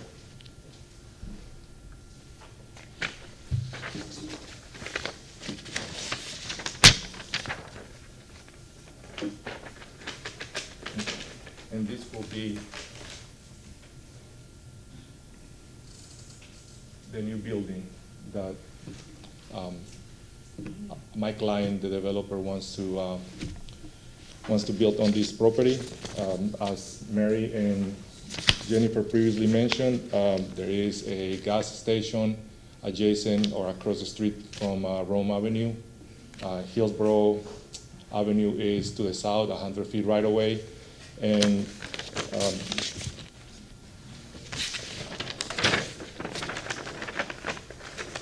we have also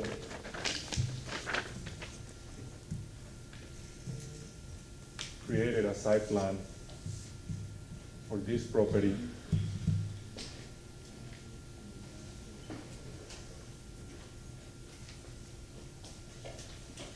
Where you can see we are going, even though this is an Euclidean rezoning, any deviation from the code will be brought to you at a later date. We already have a site plan that I'd like to show to you to showed that we are planning to put a responsible development on this corner. It's an infill redevelopment. Will comply with minimum parking, will provide a responsible drainage, and will meet all the setbacks and buffers that will be required by the land development code. So with that being said, thank you very much for your time and consideration on this petition, and I'm here to respond to any questions you may have. Any questions for the petition? Okay, being none, we move forward to public comment on item number 5. And is anyone here from the public here to comment on item number 5? Okay, good. Come on, and yes, ma'am. Yes, I'm sorry to interject. I just wanted to clarify for the record that the applicant did show a site plan, but as a reminder to City Council, this is not a planned development. You're not approving any site plan, any development that could occur under the CG zoning district. Thank you. Compliant with standard zoning. Thank you. Okay, come on forward, sir. Please state your name. You have 3 minutes each. May I have a few extra minutes as well?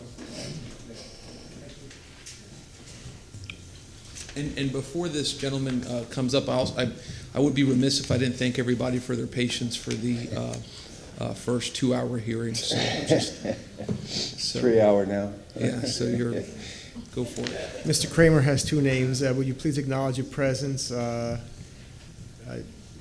Yiska Bergman, did I say that correct? Right here. Thank you. And Alma Jordan.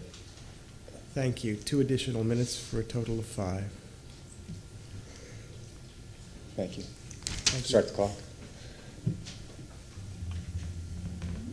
Yes? Yeah. Good evening, members of the City Council and everyone present today. My name is Henry Kramer. I'm the president of Riverbend Civic Association, which is the neighborhood that entertains this subject property, or houses the subject property, I should say. Mr. Dingfelder walked through and asked and said, apologized first for the long session, but then also said, I hope you learned something. And we learned something. I know I have learned something in what's gone on here tonight. We came here tonight hoping to learn a lot, and we now learned a little bit more about what's planned for this. This O'Reilly store, this was not part of what we said, and I guess you addressed that there would be future hearings on this as to what the development would be. Myself, I was raised in Tampa since 1966. And sir, excuse me, I'm not trying to correct you in any manner, but I think that this is a zoning that allows things to fit in there. Right. And there was reference made, and rightly so, Ms. Samiano said we shouldn't listen to that because that was not a PD, a planned development means that's the only thing that can go there. So Yeah, this is see not that. a PD. Say that again now? It's not. This is not a planned development. A planned development, only that item that is spoken on that certain time in front of City Council is the only thing that can be built on that certain plot of land. Right. This is not that case. Yeah, so that's why, in an effort to learn, I'm not quite sure, because as it was coming up, I heard that secondary comment being made, and I wasn't quite sure what was happening there, because we came in here tonight to try to find out, not only just procedurally, like we learned in the first session, but here additionally then, for this particular item, all we knew was there was a rezoning request. We had no idea that it was to come. We suspected it was to be combined with Hillsborough Avenue, and we even thought that there was an intended occupancy there, but we had not learned, and so we figured we'd learn a lot more tonight. Occupancy, ownership, entrance, egress. Question, please, because we're going off base. Yeah, so, I mean, you know. So let her address the question you asked. Please, whatever's. I apologize if I wasn't clear. In an attempt to be clear, I think I confused matters. All I was trying to say is that the applicant showed an O'Reilly's. That could be developed. City Council is not approving a site plan for O'Reilly's.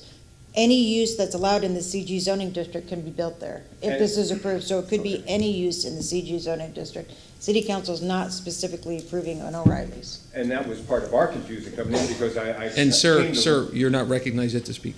I'm sorry? You're not yet recognized to speak, so go ahead. Is City Council clear on what I'm saying? Very good, thank you. Okay, go ahead, sir. You may continue with your remarks. Okay, thank you. Yeah, so this is a matter that we were trying to get a better understanding of, and so as representatives of the neighborhood association, we've tried to get our arms around this, and so myself, having grown up in Tampa, and I've lived in certain different neighborhoods, Hyde Park, Seminole Heights, and West Tampa, all when they were not revitalized, or not yet revitalized. Those neighborhoods were characterized by a lack of attention, a lack of policing, a lack of code enforcement, and a general sense that the property owners could do whatever they wanted. The turnarounds that took place in those neighborhoods came due to diligent efforts of concerned citizenry and government, along with the growth and redevelopment plans of the city. I've lived in Riverbend since 2010, and it's a different neighborhood in many regards. We have the very name, Riverbend, lends you or makes you understand that it's a little different from a typical layout.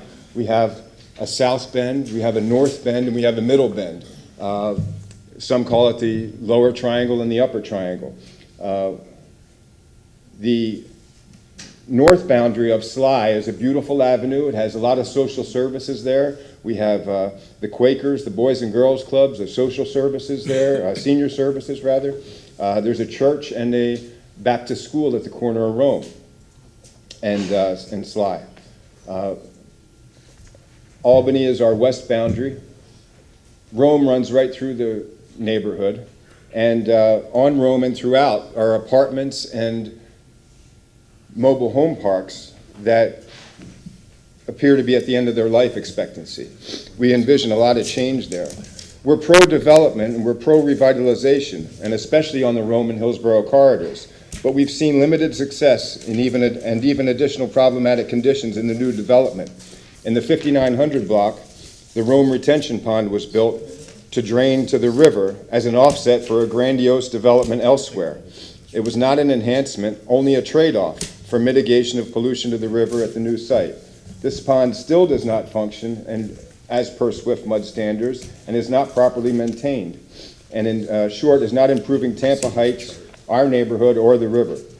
We've got two newer developments on Hillsborough very near the subject, a Family Dollar, and this may all not seem appropriate given what we're trying to entertain, but I just want to point that we're trying to be a neighborhood on the rise. And there's a Family Dollar store that's very new, but there's a lot of illegal dumping taking place there. The folks there can't use their own dumpster, so they put the trash out by the side of the building, and that creates a fire hazard.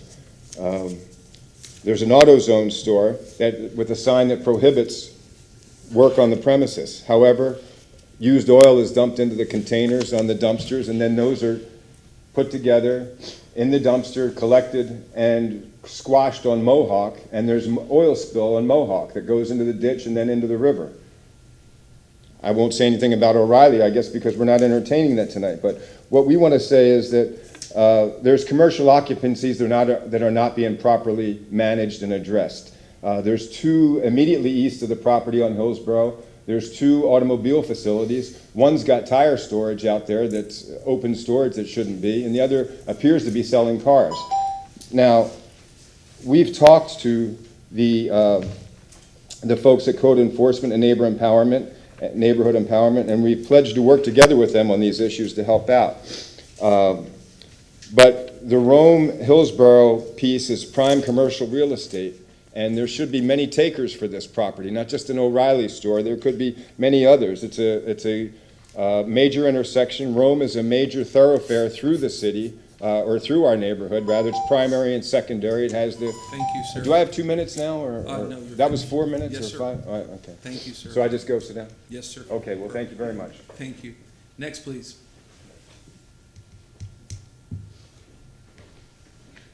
Good evening. My name's Kevin Hearn. I'm also a Riverbend resident and a member of the board, and Hank's a tough act to follow, but just to continue a little bit what he was saying, that intersection of Rome and Hillsborough is a major component of our community and gets very backed up certain times of the day, and I'm not here to express opposition to this zoning proposition, but to express concern that we need more information of what's going here. I understand now that this is not a hearing to approve O'Reilly's Auto Parts. We only heard of a rumor of O'Reilly's, and we are for responsible development.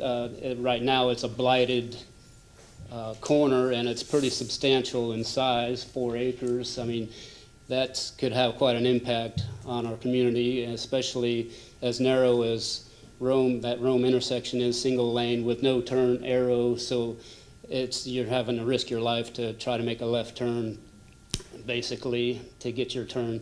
And I just wanted to see if, when we do make the approval, that we can get a copy of the site plan and the proposal for the parking before this approval.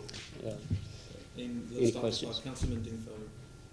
No, I was waiting until he's done. Yes. Okay, are you finished, sir? Yes, go ahead. Okay, go ahead, sir.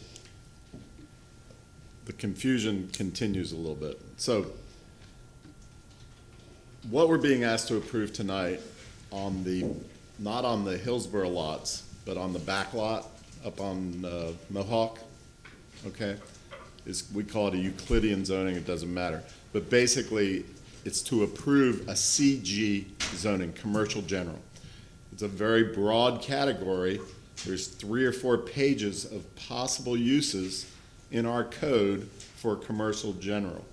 It's less intensive than commercial intensive, which is, we approved a few CI zonings prior to this one. Commercial general has, I think, Mary, retail, that's what he was referring to as retail, but it has a lot of possible uses in our code. It's a generic category of commercial general. So if you go up and down a lot of our major boulevards, including Hillsborough, you'll find a lot of zonings at commercial general. With that said, if we approve the CG zoning that they're looking for, and if he decided to combine it with the southern parcels, they would never come back here again. There would be it wouldn't necessarily require a site plan specific zoning, Okay. because they already have the zoning they're looking for according to what the gentleman said. But the bottom line is there's no guarantees on what could go there. The only guarantee is they have a possibility of 30 different things on 4 pages of what could go there. Okay, so even though I'm not questioning the gentleman's character or anything else, you never know what happens until it happens. And so I don't know if that's made it a little more clear. Yeah, so basically we're taking a chance. If we oppose the zoning, then... Well, I can't speak for what position you should take, but I'm just saying that there's no guarantees, and that's why Mary spoke accurately when he showed the picture of O'Reilly's and spoke to O'Reilly's and spoke to the consolidation to Hillsborough. None of that is guaranteed in this process today. And it's very, very unlikely that this council would ever see that project again, because they don't have to come to us. They just go start pulling permits as long as they meet the CG requirements. Okay, well, thanks for that clarification. All right, next person. Good evening. My name is Frank Greco, and I've not yet been sworn. I don't know if we need to do that. If you are going to be speaking this evening and you have not been sworn, please stand up to be sworn.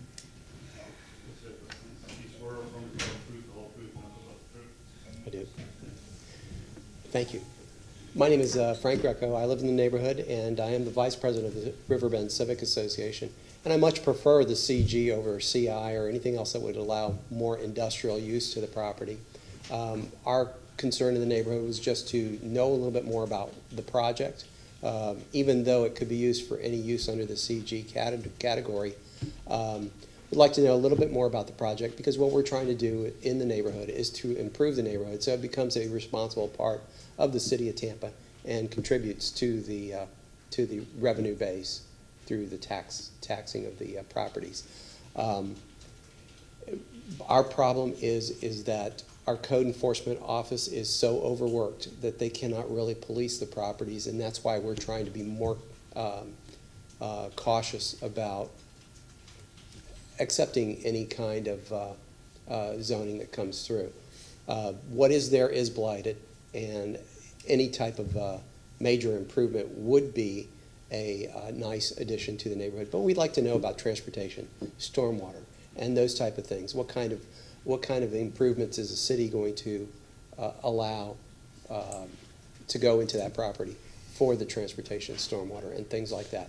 And what is the role of the city to enhance that corner for the transportation and stormwater. So at this point, we're just asking for more information about the project that will go there, if it could be provided to us and to the neighborhood. So thank you very much. Thank you, sir. Next, please. I think I need to be sworn in. You just had the opportunity. Oh, that was a joint thing? Okay, wonderful. Hi. Thank you so much for your time. No, he's gotta Do I need to swear be you in. sworn in, or? Okay, thank you. I do, thank you. Well, good evening, commissioners and staff. Thank you for the time and consideration tonight. My name is Jean Callahan. I am a owner and I reside in Riverbend. I have major concerns about you approving this zoning, especially after we have now learned that there may not be another opportunity to be able to voice our opinions. Our neighborhood, I have lived around the world and chose to move back to Tampa because I love it. I went to college here and came back, and I've invested heavily in real estate, not only in this neighborhood, but Seminole Heights years ago, and I love Tampa. And what I'm seeing in our neighborhood is we are becoming slighted all the time. I think Hank referred, I don't want to get off track, but we were hoodwinked into getting that wonderful, dry retention pond or dry pond that is always wet. That has never been resolved to this date. I don't want to see this again. I don't want to see, especially if you've ever been on Hillsborough and Rome and tried to make a left turn, we don't even have a traffic light with a signal, a turning signal to turn there. It's kind of crazy, right? I don't know how many accidents happen. Rome Avenue needs to be paved. We've been requesting that, asking that. Nothing seems to get done. We had a storm drain break. They redid the street. They decided not to even pave that. My own car has had problems just going across that, but that's getting off track.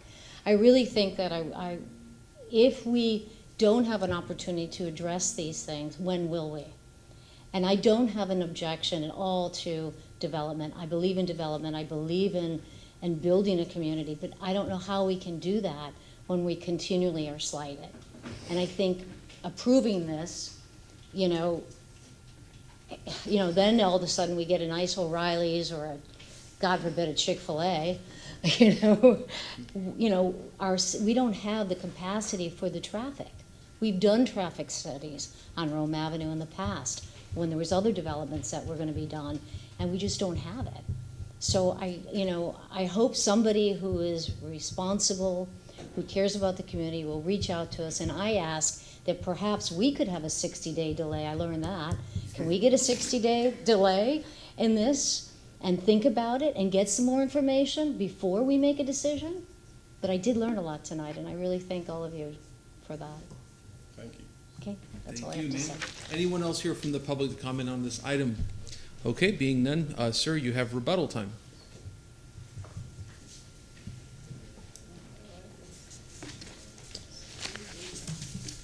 And please state your name when you begin. Yes, Braulio Grajales, and I already sworn. I'm the agent representing the property owner and developer. I was taking my notes, listening to the three gentlemen and the lady that were speaking about the rezoning case and the property and the retail project that we are proposing. And I see concerns about drainage and traffic and adjacent ponds and dumpsters, but my understanding is this is not for discussion here. So I will be happy to provide all the information they require, they request, site plans, elevations, anything. At this point, I like to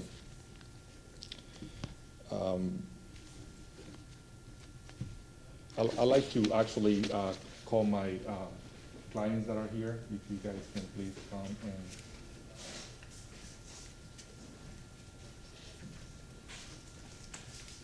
For the record, John Cowden. And have y'all two been sworn in? Yes. Okay. Well, to speak a little bit about the project, I heard a lot of concern about the value and the stormwater retention. And I would just like to say that this project, I think if anything, is going to increase the value of the neighboring properties. You know, we're taking a corner that's been run down. It's got used auto parts on it. It's got tires all over it. It's got oil spills all over it, and we're cleaning up and redeveloping the street in the corner. Yeah. Do you guys have any questions? Any questions for the petition? Councilman Miranda. Excuse me, I understand when you built a new building under new zoning laws, you have to retain your own water on your own land. Yes, sir. And you're doing that. That is correct. And- Yes, sir. And unfortunately, somebody showed a picture of something that I can't speak on directly, indirectly. What I saw, is that what's going there? That is the intention, yes, sir. The intention doesn't mean anything. Yes. Or doesn't mean much. Right. But I understand because the contracts haven't been signed, I would assume. Mhm. The contract for the land hasn't been signed, or the contract for the O'Reilly to take the spot? I can't tell you what it was that I saw, but what I saw, is there a contract for that to go there? Yes, sir. That's all I have, Mr. Chairman. Any further, Councilman Dingfelder? I had a question for staff, but when these guys are done. Okay, are you all finished with your rebuttal? Anything further? I like to. And please state your name and Yes, join. Braulio Grajales, agent and representing the owner and developer. I'm not sure if this could be considered part of the testimony, but in our proposal, we will have a 6 feet screen wall along Mohawk Avenue, that it will screen the entire property from the neighbors living across the street on Mohawk Avenue. So that's one of the things that I like to say directly to them, so they know that we are gonna try to be the best neighbors that we can. Anything further? No, sir. No, sir. Okay, thank you. Councilman Dingfelder, you had a question for staff? Yeah. Early in the presentation, Mary, you mentioned the existing zoning that's on this property, and I think you said it's PD, or most of it I think is PD, and you said it was like a PD, it was auto related to home use or something. Can you clarify that a little bit? Yes, the existing PD was approved in 1995. It was for vehicle repair and a single-family house adjacent to it. Vehicle repair and a single family? Correct. I have a copy of the old site plan if you'd like to see it. And that's how this thing has evolved, and everybody says it's kind of ramshackle? Correct. That's the testimony you heard, yes. Okay. So if we deny the CG, then the property remains with this PD with the potential of continued auto repair? Correct. So if the CG zoning is not approved, it would retain the PD zoning district standard approval, and the only thing that could be developed on that property without further rezonings in the future would be that exact site plan, because it's a site plan controlled zoning district. Some type of auto shop, small auto shop or It would something? have to, and it would have to be in the same building dimensions and the same setbacks, and yes, basically the exact same project. Okay. That was approved 20 years ago. Okay, thank you. And I'll just elaborate on that. For the four folks who did show up, if I were in your shoes, I guess I might want to roll the dice a little bit and say maybe that's CG, and if they're being honest, which I don't have any reason to doubt, then maybe that's better than the existing condition, because if we don't approve something, then it goes back to where it is, and where it is doesn't look too pretty. So anyway, that's just my opinion. Well said. Any further questions from council? Okay, some motion to close. So moved. We have a motion by Councilman Miranda, I believe a second by Councilman Escalco. All in favor? Aye. Any opposed? And I believe Councilman Goods, are you able to take item number 5, sir? Thank you, Mr. Chairman. I move ordinance be presented for first reading consideration. An ordinance rezoning property in the general vicinity of 5401 North Rome Avenue and 1526 West Mohawk Avenue in the city of Tampa, Florida. More particularly prescribed in section 1 from zoning district classification RS50 residential, single family, and PD plan development to CG commercial general, providing an effective date. As the petitioner has met its burden of proof or provided competent and substantial evidence that the rezoning is consistent with the comprehensive plan, specifically that has met with the city's comprehensive plan and the planning commission's comprehensive plan. We have a motion by Councilman Booth, a second by Councilman Maniscalco. All in favor? Aye. Any opposed? Motion carried with Citro being absent. Second reading and adoption to be held on August 22nd, 2019 at 9:30 a.m. Okay, next we move to item number 8. Mary Samaniego, item number 8 is REZ 1945. It's a PD application for a detached single-family residential use from IG Industrial General Zoning District at the property located at 1327 West North B Street. Good evening, council members. Jennifer Malone with your Planning Commission. This is in the Central Tampa Planning District. It's also within the West Tampa Urban Village. The subject site is accessible transit by Route 30, which runs along Kennedy Boulevard, and that serves the subject site. I'll show an aerial. It's a small site. It's pretty skinny, so to speak. Here's West North B Street and North Oregon Avenue. This is the Walmart that's along Kennedy Boulevard, the neighborhood Walmart. This is actually a portion of the University of Tampa, the CSX railroad tracks. There's been a lot of multifamily redevelopment in this neighborhood, especially in the short time that I've been reviewing these rezonings. We have multifamily here, some townhomes I think here. That's a parking lot, but yeah, it's definitely a growing and transitioning neighborhood. The future land use is general mixed use 24. That's another future land use category that we've placed in areas that developed prior to planning and zoning, so it does allow for a variety of uses. This area is definitely transitioning more towards that residential and not so much the light industrial types of uses that maybe it once was 40 some odd years ago when we were creating this plan. But the plan had always envisioned this area as transitioning, not exactly sure how, but now we have a pretty good idea that it's more towards these residential areas. So it's general mixed use 24 to the south. This is urban mixed use 60.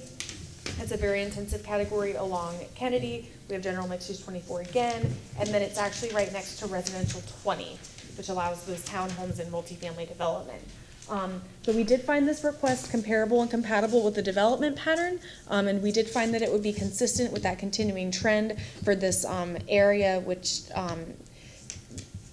the West Tampa Urban Village, which is transitioning this way. And that concludes my presentation. Thank you. Thank you, ma'am.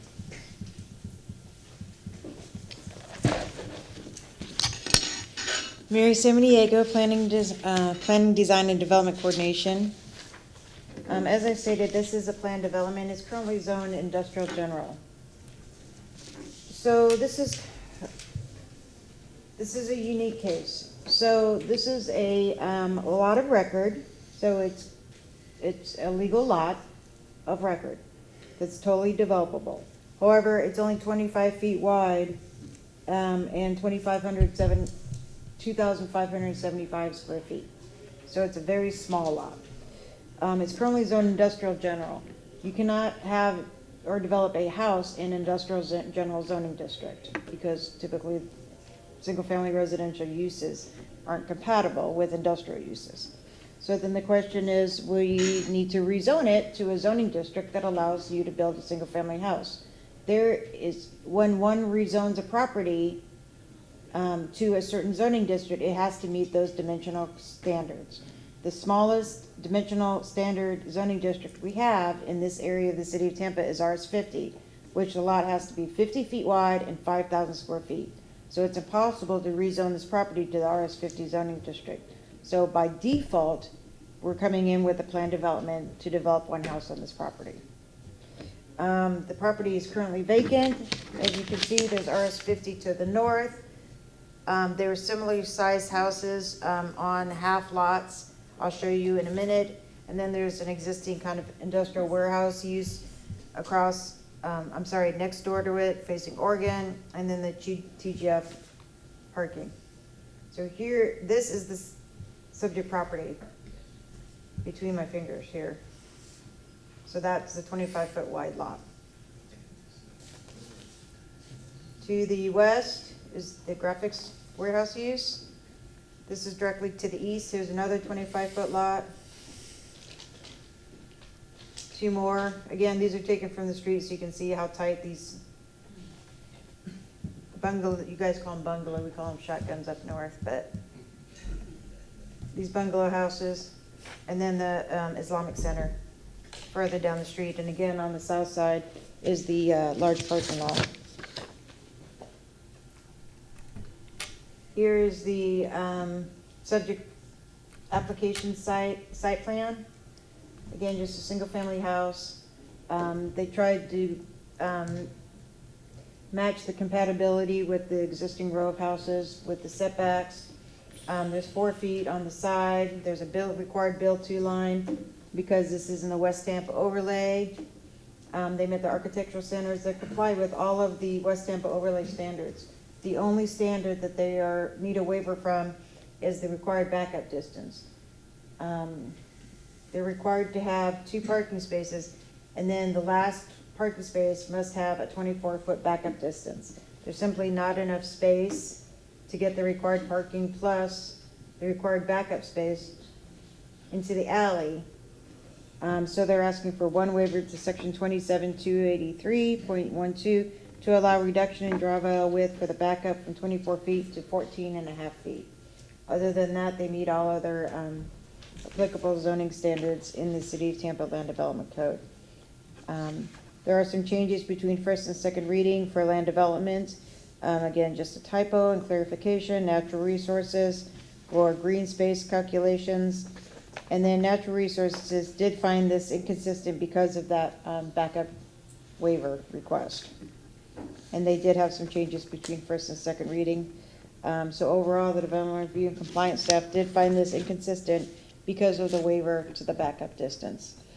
Should it be the pleasure of council, I do remind you to make sure that you approve the PD with the revisions between first and second reading. Any questions? Councilman. In the core of West Tampa, you see a lot of narrow lots and narrow houses, shotgun houses. Some of them newer. I recall, what was it, Inland Homes, I think, was building a bunch 10 years ago.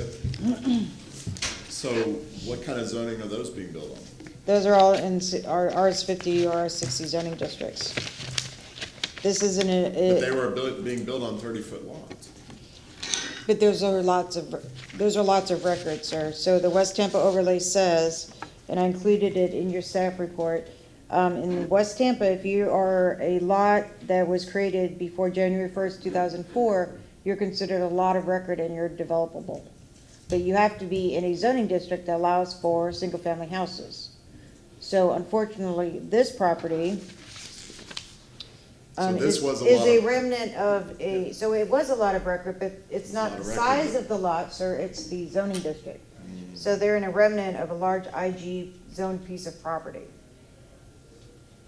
So could they have Could they have asked for an RS50? No, sir, because as I explained, if you rezone to RS50, you have to meet the RS50 zoning standards. The RS50 zoning standard is a 5,000 square foot lot and 50 feet wide. This property is 25 feet wide and 2550. So there is. But the other ones that I was talking about in West Tampa and 30-foot lots were grandfathered in then? Correct. Yes, those are developable lots of record. So the lot is conforming for the clause of West Tampa, and the zoning district allows the use. This is developable as a lot of record, but the use that they're requesting is not allowed in the IG zoning district. So they had to go to a zoning district that allows for a single-family house. Okay, thank you. Any further questions? Okay, next we'll hear from the applicant.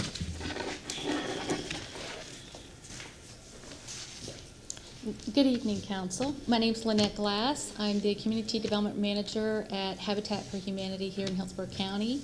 I'm here representing NITSA Rivera, the applicant. who also works with Habitat. Habitat received a donation of this property, and so of course we looked at what we could do to build a house on the property.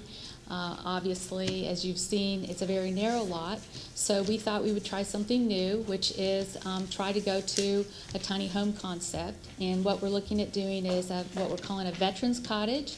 We're hoping to include this in our veterans build this year, which means that on Veterans Day, we will be adding trusses to the house if the project does move forward.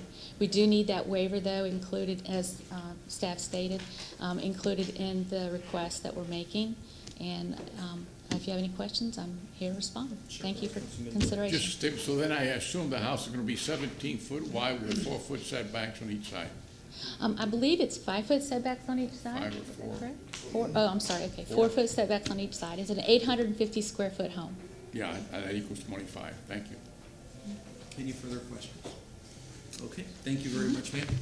Is anyone here from the public here to comment on item number 8? If so, come forward. Move to close. Second. We have a motion to close by Councilman Miranda, second by Councilman Goods. All in favor? Aye. Any opposed? Councilman Dingfelder, do you mind taking item number 8, sir? Sure.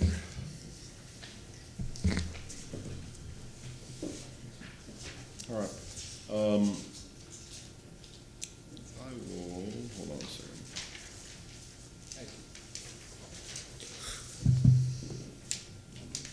I'll move an ordinance rezoning property in the general vicinity of 1327 West North B Street in the city of Tampa, Florida, more particularly described in section 1 from zoning district classification to IG, industrial general, to PD, planned development, residential, single-family detached, providing an effective date.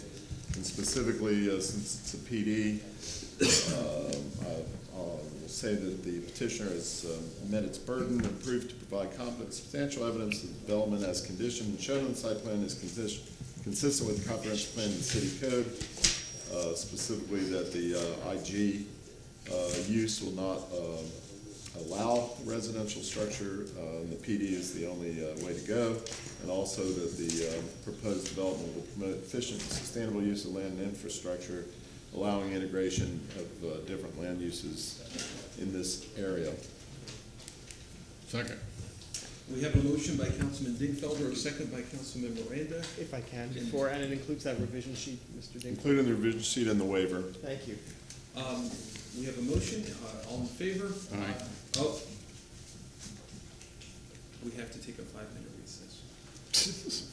I apologize, everyone. Everyone here, by the way, has been very, very patient tonight. We appreciate everybody's patience. But apparently we need to take a 5-minute recess. Am I right? Yeah, that's what the miners were telling us. Okay. What, we have to take a recess? There's a sign here on our screens that says we have, due to technical difficulties, we have to take a 5-minute recess. Can you take this vote, or you want to hold off the vote then? I would think we need to hold off on the vote. Okay. Yeah, until You're in it's. recess, though. It doesn't matter. You're gonna be fine, but yeah. I've never seen that come up. Oh, guys, we're ready. We're ready. Not so fast. Yes, sir. Thank you. Okay. So we can let y'all go.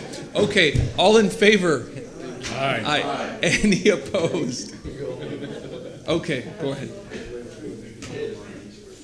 I'm sorry, what? Yes, sir. Yep. Congratulations. Now we take Wait.